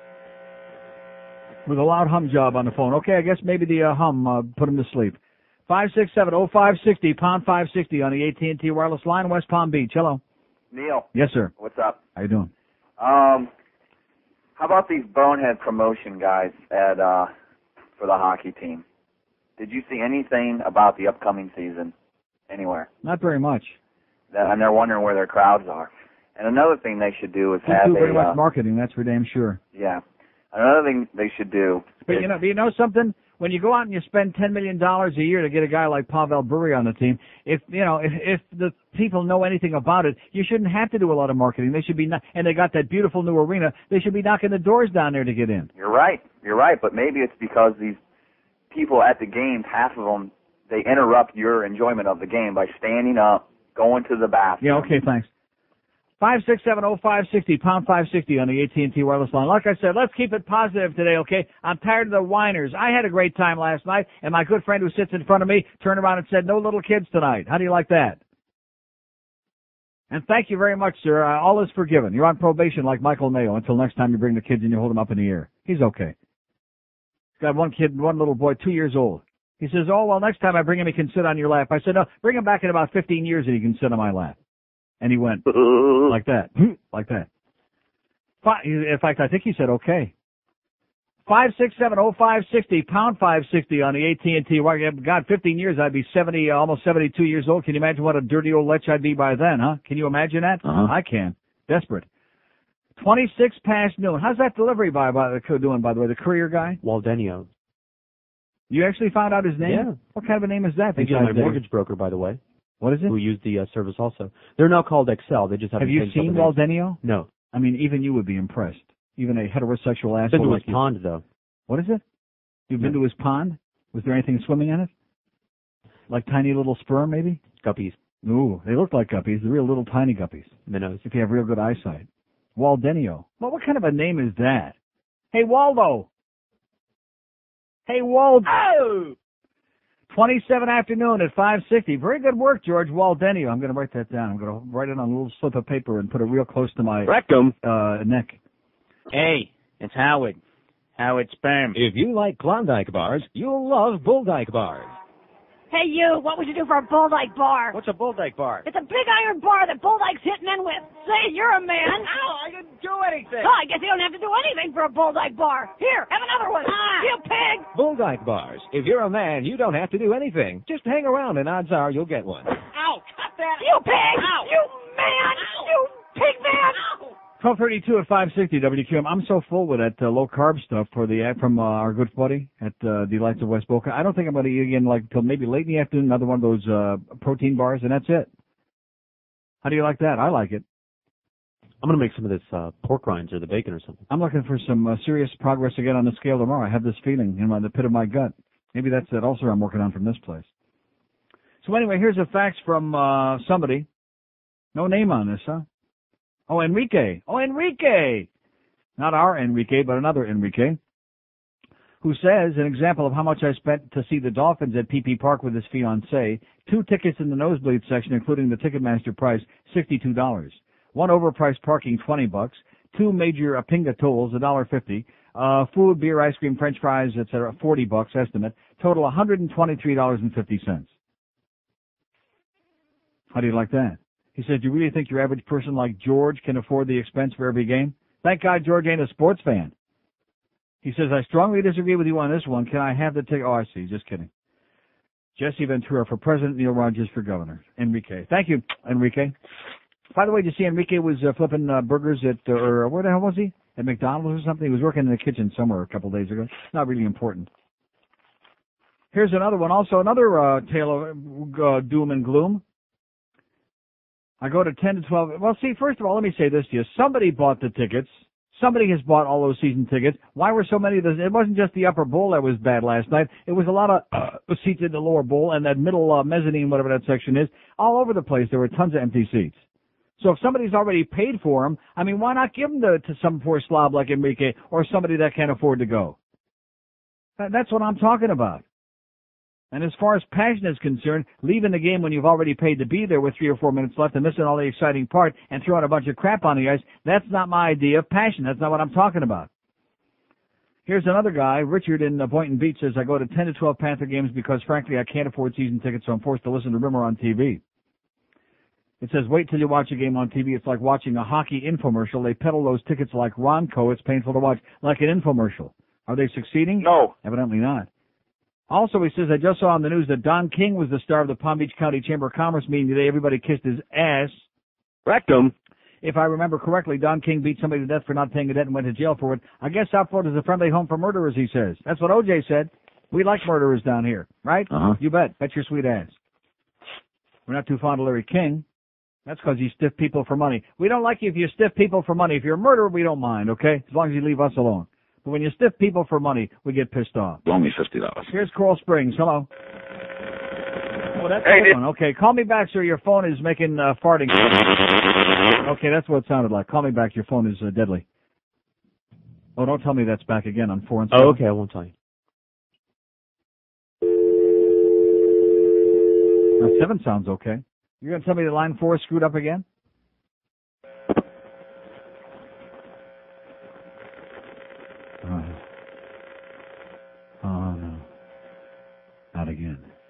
Any minute now, the fire alarm's going to go off again. Be sure and call all your friends and tell them to tune in. Oh, here we go again. You know, you people at Bell South, it's just amazing how inept you are. You know, there's these, with all the technology we've got today, with computers, with the internet, with all of these things, and phones that have been around for about 6,000 years now, just ordinary, regular, run-of-the-mill phones, you guys just can't get your goddamn act together. So here we go another day, just when we're rolling along pretty good today, singing a song. And now we got some phone lines screwed up again. At least one, maybe more. Probably more. 2? Dos? Here's Coral Springs. Hello. Coral Springs. Hey, Neil, how you doing today? I was doing great. Okay. Till Bell South sabotaged the show again. Sure, let's get on one of your favorite subjects, the NRA. Yeah. When was the last time one of those guys read the Constitution, the Second Amendment, that actually says that you have the right to bear arms as a militia, not as a person? I don't know. You probably have to ask him, I would imagine. That's the thing. And again, on our murders in our beautiful state of Florida, maybe we'll get a governor up in up Tallahassee that'll repeal that beautiful law that says after you kill somebody and you admit it, you get an automatic appeal. Uh-huh. I don't know. Nothing else, Neil. Just wanted to get that going. Okay. Anybody know what he said? No. I'm sitting here thinking about the phone lines.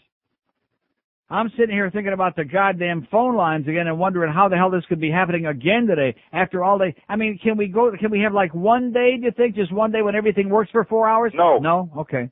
I know I'm getting a little carried away here. I mean, everybody really loved our pain yesterday. They were peeing in their pants over the fire alarm and all the other crap that we had going on here. Well, let's play it back and so that we can enjoy it. Hey, that's a good idea. That'll kill some good time. It lasted for about a half an hour. That'll take us up till almost 1:15. Then maybe that was so good we can play it again. Take us right up till 2 o'clock. That's what they deserve around this place. And then dial your operator. Oh. If you'd like to make a call, please hang up and try again. If you need help.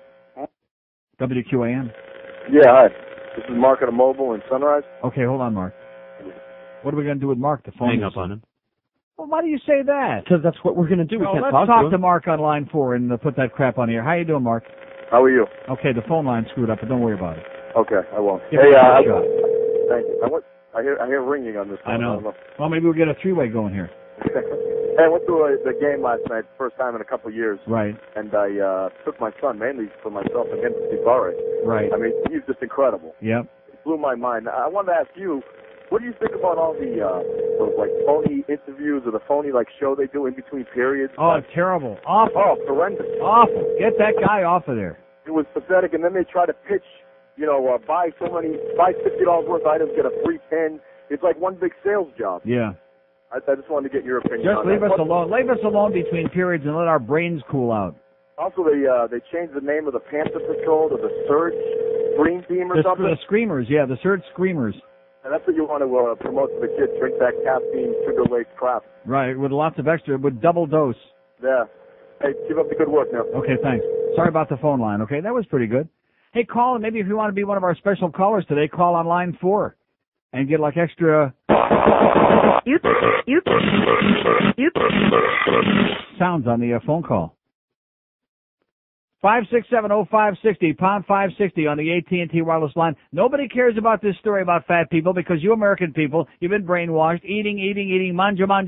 You're conditioned to being fat. You think it's acceptable and it's wonderful, and we should all be fat, and the whole world is like that. I'm just embarrassed for you. I'm just humiliated and degraded about it.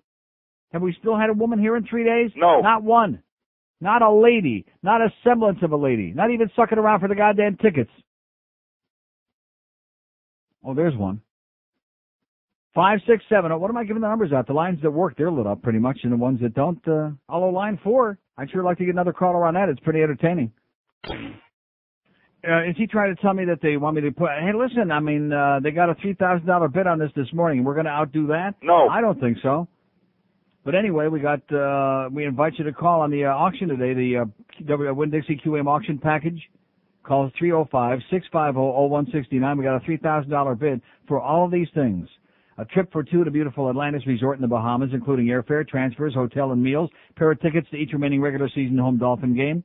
$500 gift certificate to Manhattan Jewelry Exchange at the Oasis in Sawgrass Mills Mall, an autographed Don Chulo football, $100 Winn-Dixie gift certificate for dinner at Runway 84 restaurant. Don't get your nose out of joint. Gift certificate for 1 hour of unlimited use at Corner Kick Indoor Soccer Facility, the Luis Miguel 6-foot wall poster, a limited edition vinyl double album by Creed. All of these things, total package value is over $4,000, and the high bid at the moment is $3,000. All the proceeds will go, and trust me, none will go to Pedro Guerrero or OJ. All the proceeds will go to Women of Tomorrow, a mentoring program for high school girls in Dayton Broward. We ought to be able to do better than that $3,000 bid. I haven't heard one word. Did we get any, any response? Are people donating it? I mean, what do I know? All we know is give the number out again, stupid, and we still have the $3,000 as our high bid, and that's all they tell me. 305-650-0169. Because like I said, if you want to make donations and not worry about the $3,000 bidding on the thing, just want to make a $100 or $200 donation or $50 or whatever, that's okay too. 305-650-0169. How's line 4 doing?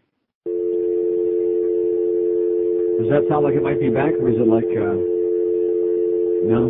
Well, let's give it a shot. 567-0560, pound 560 on the AT&T wireless line. There's those pork rinds they'll be doing that for quite a while, by the way. You'll be amazed, and they're very, very good. Did you do the extra spicy, I hope? No, these are the bacon curls. Yeah. Pork rinds. No, they're not the extra They're not spicy. the hot and spicy? No. Well, they're both good, but the hot and spicy are really, really, they're special. But that's the new deal now is pork rinds, and Delights of West Boca sent over a whole bunch of those in this big box with all the other good stuff, which I noticed nobody is interested in the Atkins diet. Nobody is interested in losing weight. Not one call about the 2020 piece, not one call about the Dateline piece last week, and on it goes. The mystery just continues. Amazing to me. Here's our first lady in about 10 weeks. Lady in Fort Lauderdale. Hello. Hey, Neil. Faithful listener, sometime caller. Yes, ma'am. How are ya? Okay. Good. What's happening with the CD from Center One? What's happening is they're going to repress it, and in a few days we should be able to start all over again. All right. Silence of the Lambs going to be on there? Yeah. Great. Those Red Wings fans really inconvenienced me one year when I was there, the Stanley Cup. A million fans outside the hotel broke a water main. So 24 hours in the hotel without water. Uh-huh. So what about tickets? What about tickets what? For Saturday.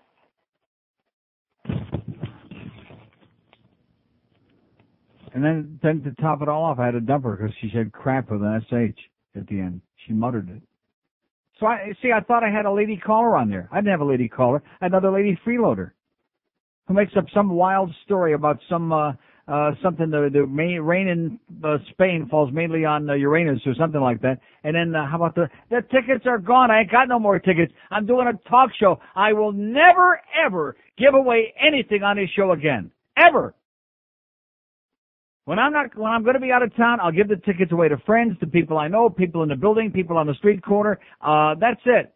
Never, ever give anything away on the show again. You people are an embarrassment. No matter what I got to talk about here, mum is the word. You got nothing to respond. It's been that way for 150 years. And if you get the waxy buildup out of your ears, it's amazing how she heard I had tickets, but she never heard that somebody got them already. That's my woman caller for this month. Unbelievable. Unconscionable. 567-0560, pound 560 on the AT&T line. Here's a mobile in Coral Springs. Hello. Hey, Neil, how you doing? Suicidal. Suicidal after that. I know. What a bimbo. Three things what a on piece my of turd. plate. Three things on my plate. You know me. I'm not going to tell you what I did for you. George, what does that mean? If you ever need anything done, I'll do it for nothing without any... sir, what are you talking about? Well, I did something on your house once. Oh, okay. Thank you very much. Thank you. Oh, every time he calls, I did something on your house, and if you or George ever need anything... No, we don't need nothing, sir, okay, but thank you very much. Thank you already about 400 times. Thank you. Thank you. Thank you. I seriously, I'm going to put on music, even though I feel great and I'm like on top of the world. I can't. There's just nothing here today. There's nothing here. I put my testicles out there and tentacles in the water. There's nothing there. But those pork rinds sure are good. Oh, good. Yeah, they are good. I told you. And you'll be amazed. And every now and then, when you least expect it, they'll pop again in that bag. They're still popping. They're still popping in your sack. How do you like that? Right. Popping in my gut. WQAM, George is eating. Hello. QAM. 5670560, pound 560 on the AT&T line. Here's Miami. Hello. Oh. Yes, sir. Yeah, how you doing? Okay. Hey, did you hear about the Backstreet Boys? What about them, sir? They're suing NSYNC because NSYNC signed with a record company. Right. Yeah. Did you hear about that? Yes, I did. Yeah. What do you think about that? I hope they get $50 million, and I hope you have a great life, sir, and please don't ever call us again. 5670560, pound 560 on the AT&T wireless line. Those are pretty good. What's happening? We never got any calls on the show today on our auction thing? No. No, not one call. Well, of course, this audience might be a little bit gun-shy now. You know, the word that Pedro Guerrero is going to take all the money and go back to that fancy restaurant with OJ? It might be a little bit gun-shy. Or maybe we just don't have anybody listening. That's possible, certainly based on these phone calls today, except a few freeloaders who wonder if we still have those tickets. Do we still have them? No. No. You know something? If I don't have like a real lady caller between now and 2 o'clock, I don't think I'll come back. I really won't. That's not a threat. That's a promise. I said a real lady caller. I mean, you're giving me like, oh, there's one on there now. I'm talking about somebody who really wants to have a verbal intercourse. Not somebody who wants to freeload for tickets that don't exist anymore, that are gone, that I've made very, very, very painfully obvious and clear are gone. They're a history. You can't be nice to the people in this town and give them stuff because then they destroy you. They just blow your crap away. Or I should have put a period after the blow part. Here's a lady in Fort Lauderdale. Hello. Hi, Neil. I just wanted to call you and tell you that I don't want anything, and you crack me up. I laugh all day long, and your show yesterday was hysterical. I mean, I'm sorry that you had a fire drill, but or whatever. Well, maybe if we would just have a fire drill every day, that would take up a couple of hours. It was and great. I wouldn't have to worry about any phone calls here. It was fantastic. I'm out of material. I love you. Okay, thanks. And I want you to cheer up. Bye. Okay, bye. 5670560. We got several lines not working too, which of course contributes. Does anybody in engineering or has anybody been made aware of the fact that our phone is effed up again? Does anybody know that for the second day in a row in this goddamn place where nothing works?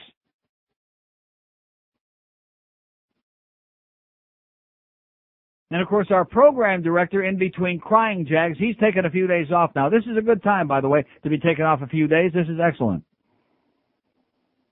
I know with everything else that's going on here, this is a magnificent time to be taking a few days off. Why the hell not? Here's Homestead. Hello. Afternoon, Neil. Yes, sir. This is 3-week-old news, but I was wondering if I could play you a little BBC report which lasts for about 30 seconds about the shooting in Texas. It echoes your words exactly. You're not going to be able to hear it, or is it going to be like off in the tea room somewhere? Well, you should be able to hear it. Yeah. Just give me a second then and I'll play it.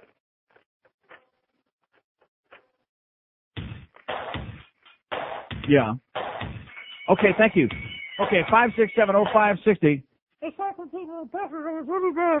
thanks.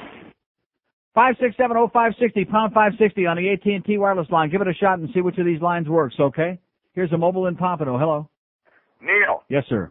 I understand your disgust with the attendance last night at the At the National Map Park Arena, Center. yes, sir. The Antarctica Center. Can I tell you why? Go ahead. It's not because of the location or the beauty of the place or whatever and all that Well, kind of course of stuff. not. We know that. It's a communist sport, my friend. Hockey sucks. Get into basketball. Yeah, okay. Right. Yeah, get into basketball where they can't sell tickets to save their lives over there at that brand new sparkling American Airlines arena. Yeah, get into a sport that they're going to be lucky to get 10, 11,000 people a game. Hate to break the news to you, pal, but that communist sport you're talking about, we had 18, 19,000 people at every game last year. How do you like that? A lot more than those stinking Heat.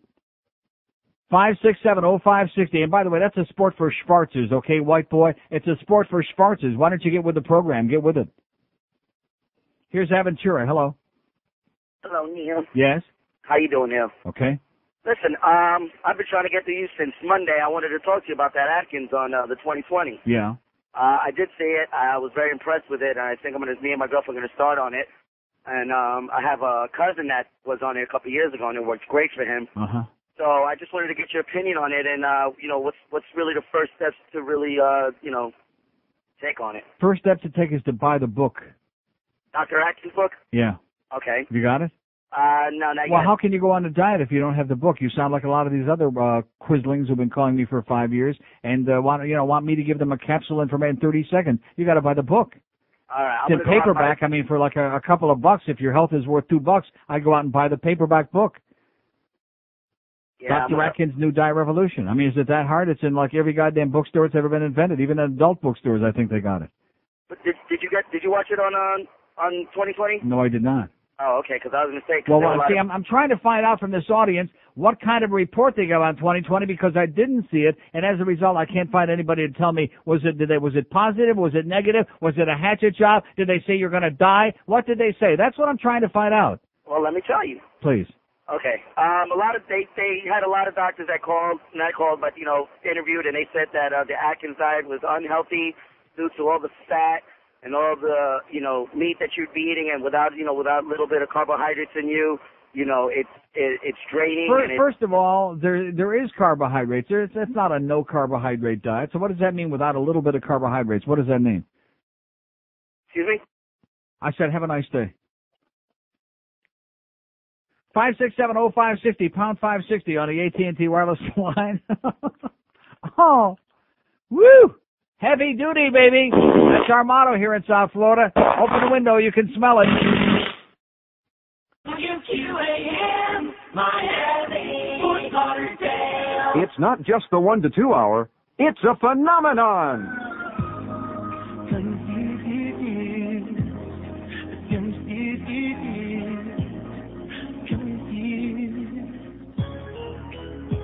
It's so hard to be myself because the group that I'm in sounds like everyone else on the charts, and we all dance and we sing just like girls, and we wear really tight things. We Backstreet Boys. Are we made conditions or anything? 'Cause I'm confused, got no clue, don't know what band I'm in. Maybe it's boys to men. The sounds all around, every group sounds the same. Yeah, we're painfully lame. JoJo and Boys on Two. Joey McIntyre sounds just like us. I'm confused.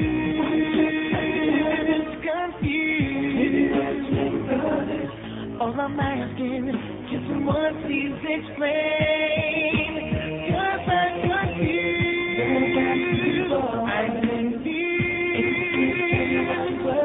I don't know what to think, but I know this song sings. Nobody knows who we are, that's the truth. Oh, we're asking, can you tell us our name? No. 'Cause we're confused. Man, I'm so confused.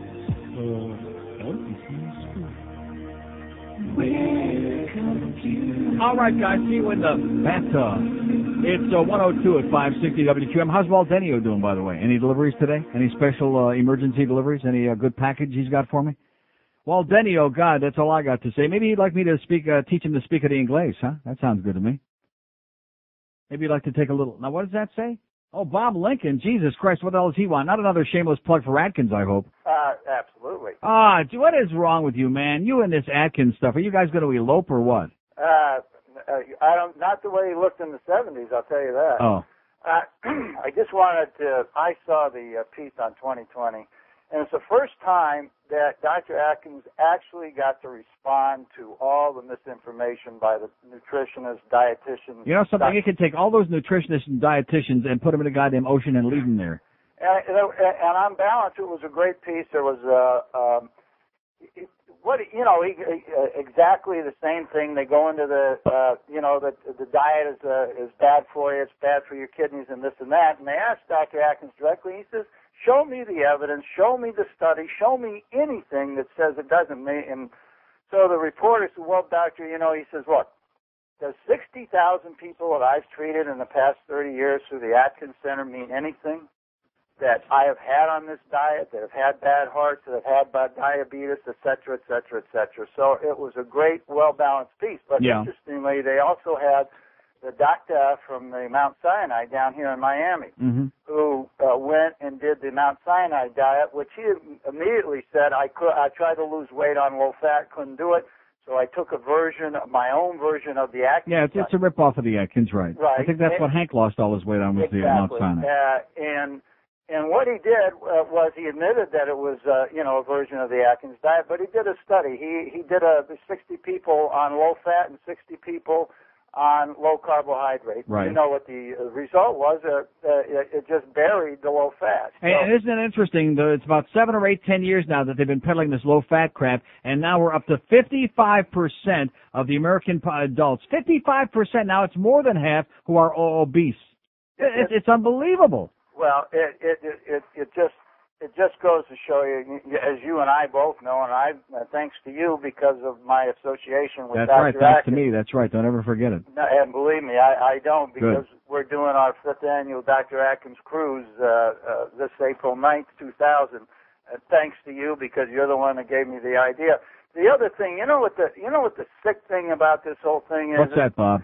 Is that they do not say anything about how a type 2 diabetic can get cured on this diet. Yeah, that's right. And I mean, that's right. It is it's a cure is a bad word, but it's a remedy. It brings your blood sugar down to normal. As long as you stay on it, you can get rid of all your medication. Well, that is absolutely correct. You're all I can positively tell right. you is, you know, I've been associated with Dr. Atkins for 5 years, and I haven't talked to a few people. I have talked to hundreds of people because of the cruises and because I go out, to shows with them, and I have had people tell me that Dr. Atkins has saved their life. Right. I used to have people tell me that too, but every time I bring up Atkins now, the phone goes completely dead. I don't know. Okay.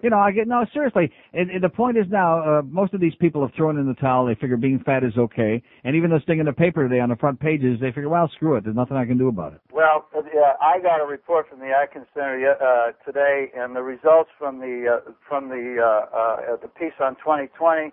150,000 hits on his website the next day, and 500 books sold on Amazon.com. And as you told that other guy, it's for a paperback you can buy the Atkins book at $6 or $7 at Borders. Of course, we sold 700 of them in 3 hours in a Sawgrass a few years ago. Right, exactly. And I mean, if you can't do that to read your book to better health, then you got something wrong with you. So tell Dr. Bob $1,000 a book, 700,000. I'll be looking for his check. Okay. Okay, thanks, Bob. Thank you. And don't let me keep me posted on that National Airlines to Vegas too. Absolutely, I'm on it. Okay. All right. Thanks. Right. Viva Las Vegas. 567-0560, pound 560 on the AT&T wireless line. Let's put a junket together to Vegas. What do you say? No. Come on. Here's Kendall. Hello. Neil. Yes, sir. This is Jeremiah. I'm here from San Francisco. I just good thing. Number one, you're the greatest. Yes, I can't wait to buy your CD. I heard the Rednecks Love Incest thing. I'm from San Francisco. I'm tired of getting Montana and Young crammed down my throat. I think Shula, even though he's gone now, and Marino is probably the best quarterback will ever come down the pike. And I'll listen to you on here, and thank you very much. Okay, God bless you, sir. Give Stevie Young a big kiss. He might like it. 567-0560. You know those Mormons, real horny guys. You know, that's what Donny Osmond once told me. Horny is where it's at. That's why they got to wear that special underwear, to make sure there's not too much friction. Or is it the other way around? Make sure there's enough friction. 567-0560, pound 560 on the AT&T wireless line. How come the Orthodox Jews don't wear that? In fact, I don't think the Orthodox Jews wear any underwear. They don't want to get their tallis wrapped up in it. Here's a mobile in Miami. Hello. Neil, yes, sir. Just wanted to talk to you a second about the recent incidents in the hockey world in the NHL of this the punitive steps taken by the NHL for the injuries that occurred recently. Yes, the puny steps, not punitive, puny. Exactly. It's my opinion that I played hockey, unpaid hockey, for about 20 years off and on. My son, a 14-year-old son, is currently playing hockey in Coral Springs. I love the game. I love the old-fashioned hip checks. I love nothing better than a nice, square, legal mid-ice check. Hockey is a rough sport. It's played with sticks and sharp blades and so forth. But in my opinion, the suspension of 10 games and a fine to a professional hockey player has no significant impact on them financially or otherwise. Absolutely correct, sir. Right. And something crossed my mind the other day, and I don't know how to forward this opinion or if it would be worth anything, but if there were a rule that would say that if you cause a major injury to a player, that not only are you fined and you're sitting out some games, that you will stay out of the game for the length of the time that the injured person. Yeah, that's what I said this morning. That's what some people have suggested. I think it's an excellent idea. I'm sorry. If Madonna has to miss 20 or 30 games, then this goofball, he should sit out 20 or 30. Ruslan Saleh, he should also sit out 20 or 30 games. Well, I agree. I'm sorry, I didn't hear that portion of the program this morning. I would Absolutely, I couldn't agree with you more. Okay, I got one last thing for you. But it all goes back to the union coddling the players again. That's the problem. Absolutely.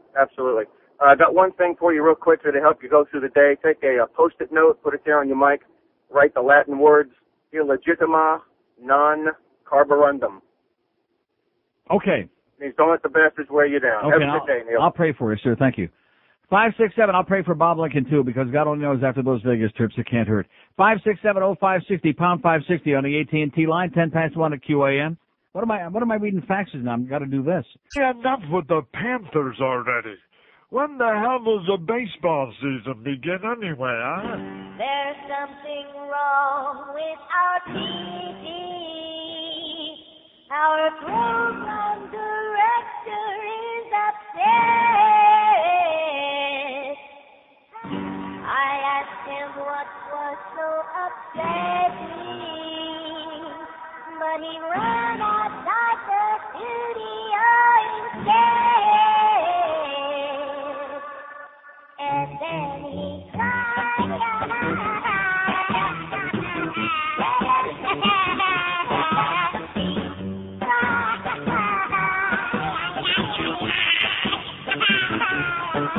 Poor Petey, he was wondering why no one ever talked to me. He was spelling and scheduling, then he barely will get in his sleep.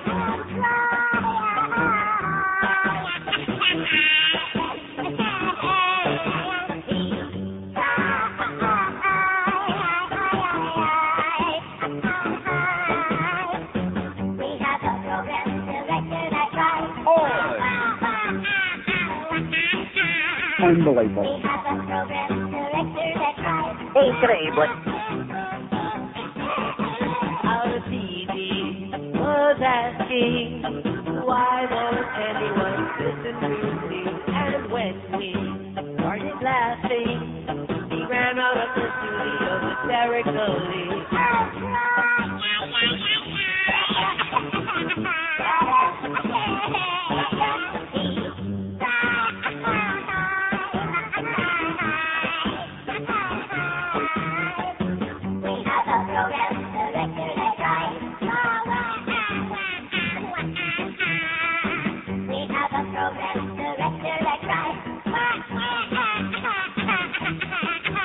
Hey, you think he's crying? You'll be crying too when you hear this.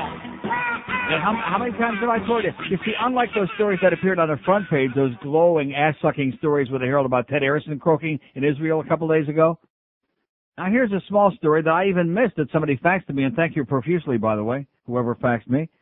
Untangling a legacy, Arison would have become exempt from U.S. estate taxes in the year 2000. He croaked before he got the tax exemption. Let's hear it! All right, huh? All right. Ted Arison, one of the world's richest men, died just a few months before a key deadline that would have allowed his $5 billion estate to escape costly U.S. estate taxes. He died. See, I said that, and George has got a mouthful of egg cream soda in it. He died. He gave up his U.S. citizenship in 1990 and moved to Israel in part to, how do you like this? See, people think I make this crap up. In part to avoid U.S. taxes on his real estate. On his estate. But Arison did not live into the year 2000 where he would have become exempt from taxes, according to court records.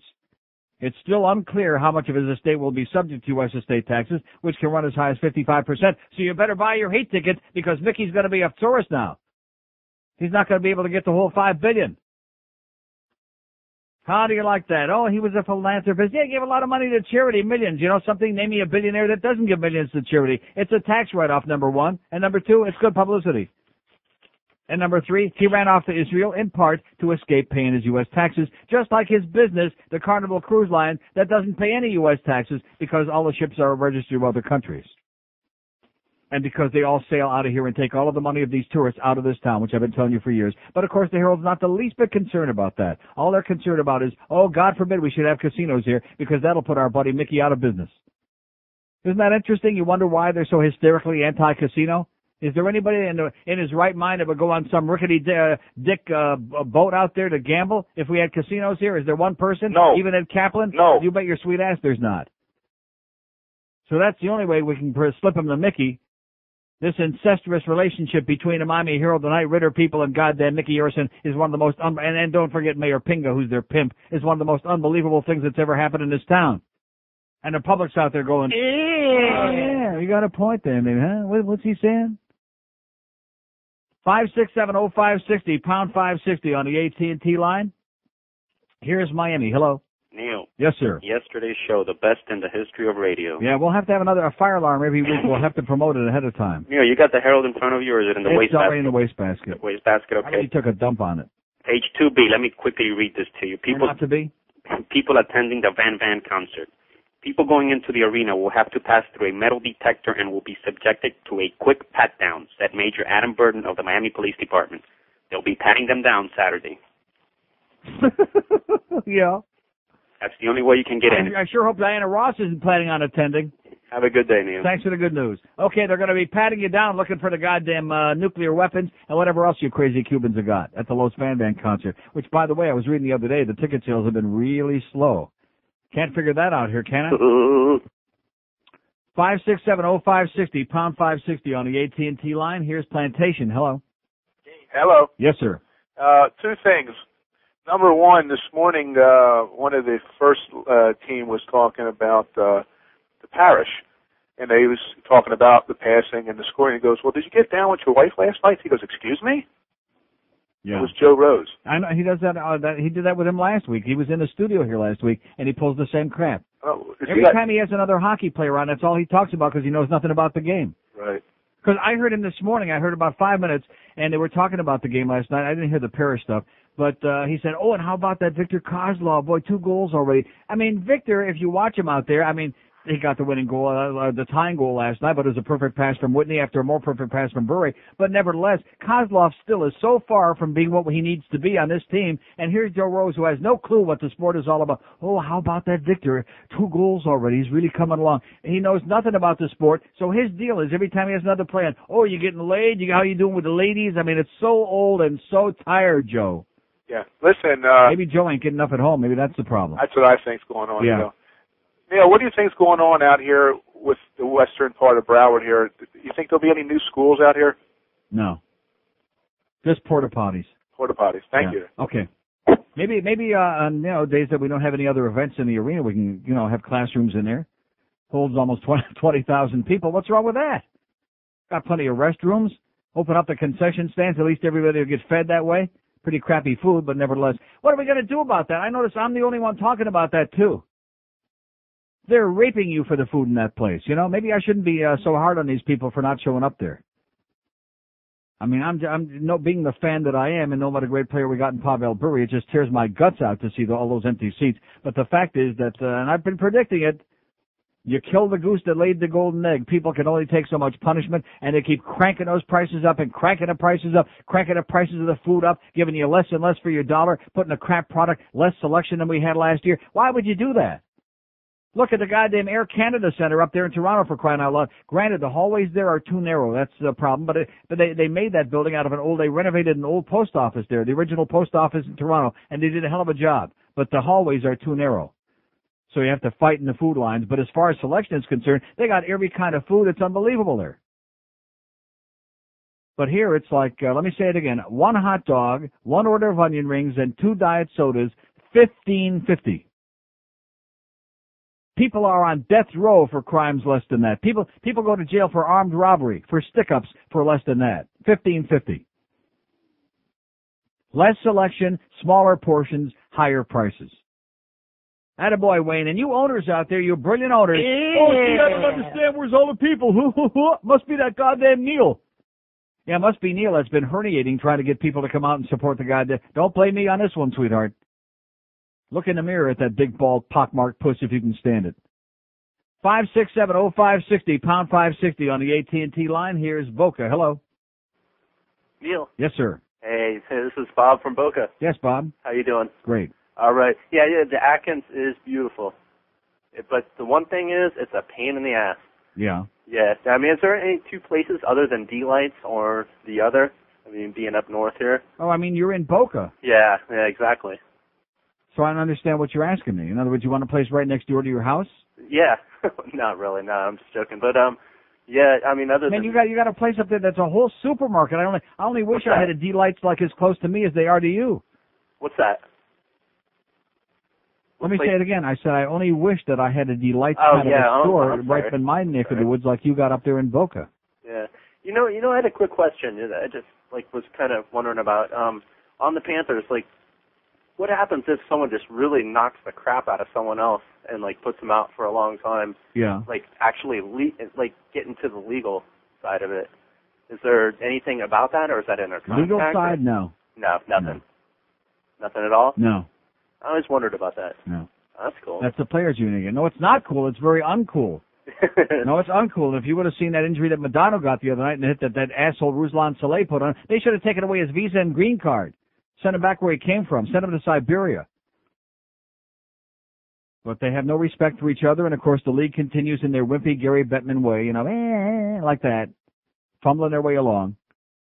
I mean, they did do some positive things this year. We got rid of that increase rule. That was stupid. We got 2 referees for most of the games. There's a lot of positive changes, the good things that happened this year.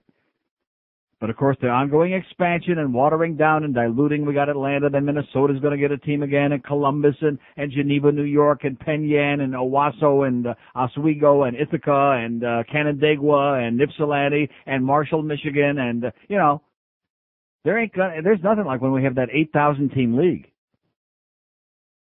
Does it take a rocket scientist to figure out if there's only X number of guys who are the best, the cream of the crop, real professionals, and they're on 6 teams like they used to be, and then all of a sudden you got 28 teams, and then it's 30 teams, and then it's 35 teams. Guess what? There are going to be a lot of marginal people playing. And thank God, in spite of what Don Cherry says, thank God for the European players, because otherwise it would be a laughing stock. It would be a joke like baseball.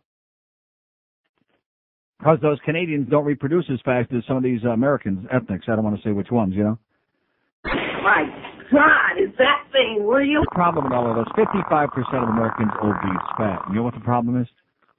Always obsessed with food. Always got to be eating. You know what I'm saying? Seriously. It's like a pastime. American pastime isn't baseball. It's eating. Just push it, like Jesse Ventura says, push your fat ass away from the goddamn food. And cook your crap. Huh? That's what he says. Push your fat face away from the goddamn freaking food and do something else. Go out and do a little exercise. Go swing it in the wind or something. Yeah, these pork rinds are good. And this is the original flavor. Wait till you taste the hot and spicy one. I can't wait. Tonight. Oh, you took some? Yeah, tonight's one. Steve? Don't be messing with my crap. Just wait. Here's Naples. Hello. Hi, Neil. Yes, sir. I got an Atkins question for you. Uh-huh. I've been on it for about 6 months, and I'm really confused between the line between eating foods with, no carbs, but it says sugar on the ingredient label. Yeah. Or it doesn't make any difference. Just look at what it says carbs. Just carbs. Is total carbs. Okay. All right. Thank you. How are you doing on it? I lost 60 pounds. Well, what's wrong with that? Not much. Sounds good to me. God, I give my left nut to lose 60 pounds. Well, I'll tell you what the key was for me. What is that much? I stayed on the induction phase for most of the time. Right. So, I kept myself below 20 carbs, and the weight just poured off. Excellent. So I'm psyched now. 5 pounds in one day yesterday. Yeah. Well, seriously, I know it sounds ridiculous, and it's all water, but on a scale, it makes you feel, it motivates you. Yeah.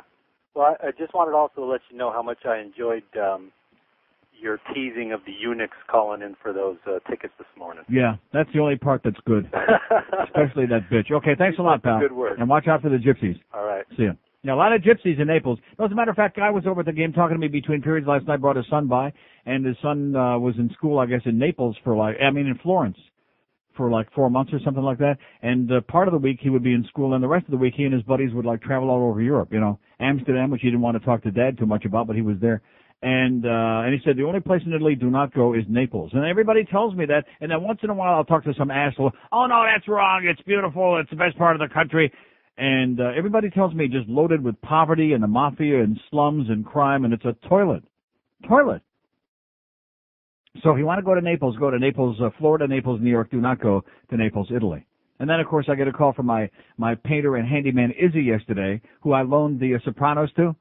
Now, Izzy is half Italian and half Jewish. Boy! And he enjoyed it a little bit, but he's very upset because it feels it portrays a bad stereotype for the Italian people. Izzy, who was born in Sicily, okay? And I'm listening to this crap on the phone. I mean, I love you, Izzy. You're a good guy. You never stole a freight train, but get serious, okay? We know there's no such thing as the mafia. We know it's just, Hollywood getting carried away with literary license again. We know there's none of these killings in Sicilia and all of that stuff. And Izzy says to me, so carried away when he's telling me this about The Sopranos, he said, oh, by the way, have you ever been to Italy? I said, yeah, about 1,600 times, goofball. Well, he just, he's all emotional because he feels the Italian people are being put in a bad light. Don't you remember what the senator from Nevada said? The Italian people are a great people, and yeah. And then they said to him,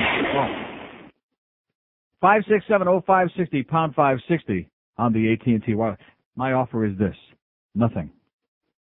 Here's Davey. Hello. Yeah, hi, Neil. Yes, sir. I met you last year at the Leafs game, 60 pounds heavier. All right. And because of you, my girlfriend, she's now down about 30 pounds doing Atkins.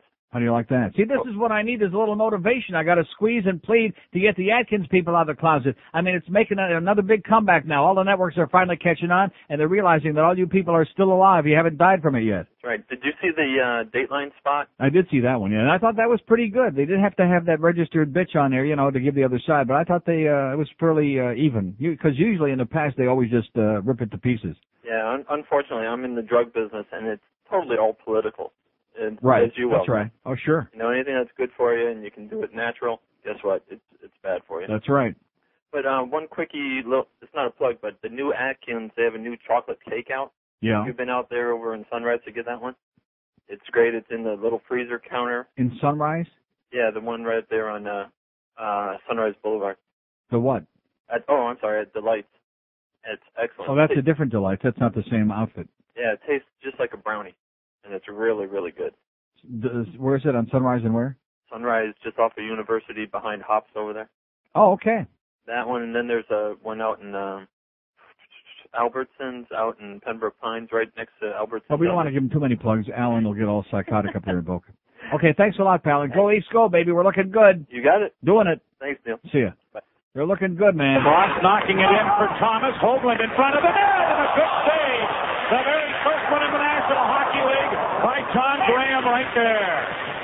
Some of the butterflies that young man certainly had to have in the pit of his stomach have probably gone with that big toe save on the first shot he's experienced in the NHL. Here's Sundin leading it, lining and shooting, and Graham makes to take the rebound. Henderson, they score! Matt Sundin on the rebound, and Graham couldn't be faulted on that. Oh, I just get goosebumps from Joe Bowen. It just makes the hair on my rectum stand straight up. Joe Bowen, baby. There's my man. Greatest. 5670560, pound 560 on the AT&T line, 21 till 2 at QAM. Know that the Lord even loves Neil Rogers. My friends, I believe it's time this country had some moral Christian leadership. And for that, I need your checks and money orders. Friends, I can assure you I know what's best for you. Good little Christians trying to run our lives with 10 balls in their mouth on Friday night. Good little Christians spewing their hate around and power grabbing for a new dirt ride. Good little Christians brainwashing all their kids, grow up believing fairy tales are true. Why do you have to pay to believe the way they always told you to? business needs checks from you. Got their marketing too. Good little Christians, forgiven instantly. That's why they never have to tell the truth. Good little Christians, married to shepherd wives. They like to swap and swing in cheap hotels. Good little Christians, protecting us from ourselves, from rings of fire in the depths of hell. Hallelujah rings for all know the way. This time, let me guide you down the primrose path of victory. You don't think that little twerp Gary Bauer was really screwing around, do you? Oh, my God. What kind of self-respecting bitch would touch that? Man. 5670560, pound 560 on the AT&T wireless line. Hank Goldberg at 2 with Vino Cook, 5 to 6. Oh, look at that. I just munged. I can't believe I did that. Oh, man. Pudding? Well, like I said, too many people in this country are obsessed with stop eating, always fooling their fat babe. You know what I'm saying? No, I'm just checking out these great products from Delights of Westboca.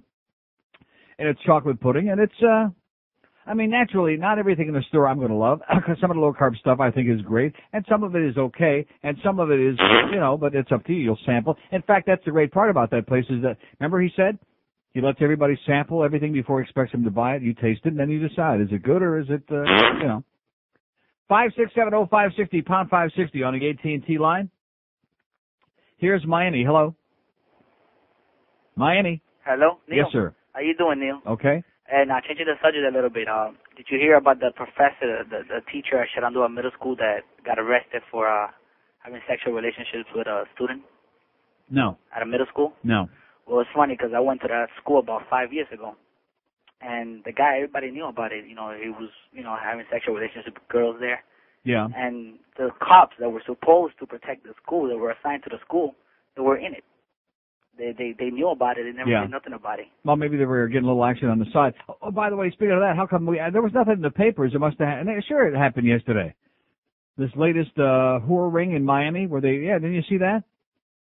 And they arrested a bunch of guys, and the hookers had vamoosed, I guess, but they are assuming that they were minors again. And, don't feed me this, every time I ask this question, there's an internal investigation going on, and there's going to be a big expose.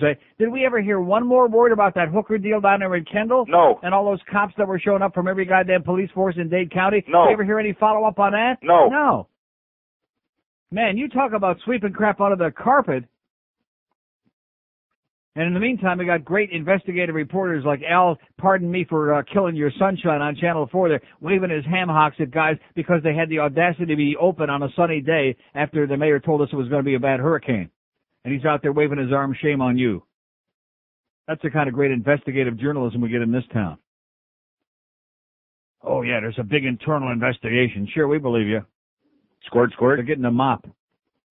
5670560, pound 560 on the AT&T line. We got 20 or 30, 40, 50 open lines here. Here's a mobile in Hollywood. Hello. Hello. Yes, sir. Neil, how are you? Okay.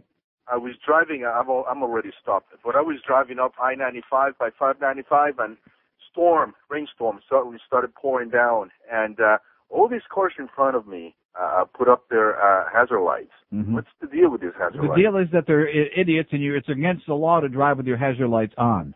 Well, would you say that loud enough on the radio so that somebody... Let me say it again, all you morons out there. It is against the law to drive with your hazard lights on. Hazard lights are for like when you pull off to the side of the road, when your car is disabled, when you're in total panic. Then you put your hazard lights on when you're in a parked position, not while you're driving and moving your vehicle on the road. Thank you, sir. Thank you, sir. You're the Queen of Radio. And God bless you.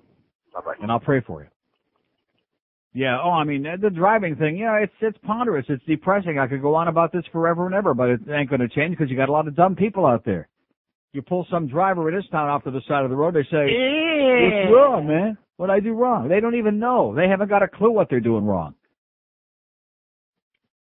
Because they got their driver's license out of a goddamn box of Cracker Jacks. Or maybe out of a box of goddamn black beans and rice. I don't know where the hell they got it. And they're out there on the road like, oh, look at me, I'm a driver. Could have fooled me. people, and of course, as soon as which it only rains here almost every goddamn day, at least 80% of the year, and as soon as it starts raining, hey, I can understand it's a driving rainstorm and you can't see 10 feet in front of you. Okay, then you slow way down, and if you're a real pussy, you pull off the road and then you put on your hazard lights. But as soon as it starts raining, fairly hard, oh my God, it's like, geez, I mean, and then of course all these terrified people, they're making all kinds of desperate moves and they're getting everybody else to panic, and there's people all over the goddamn road. Like people moving crap on a goddamn chessboard. Cars are sliding all over the road trying to avoid each other.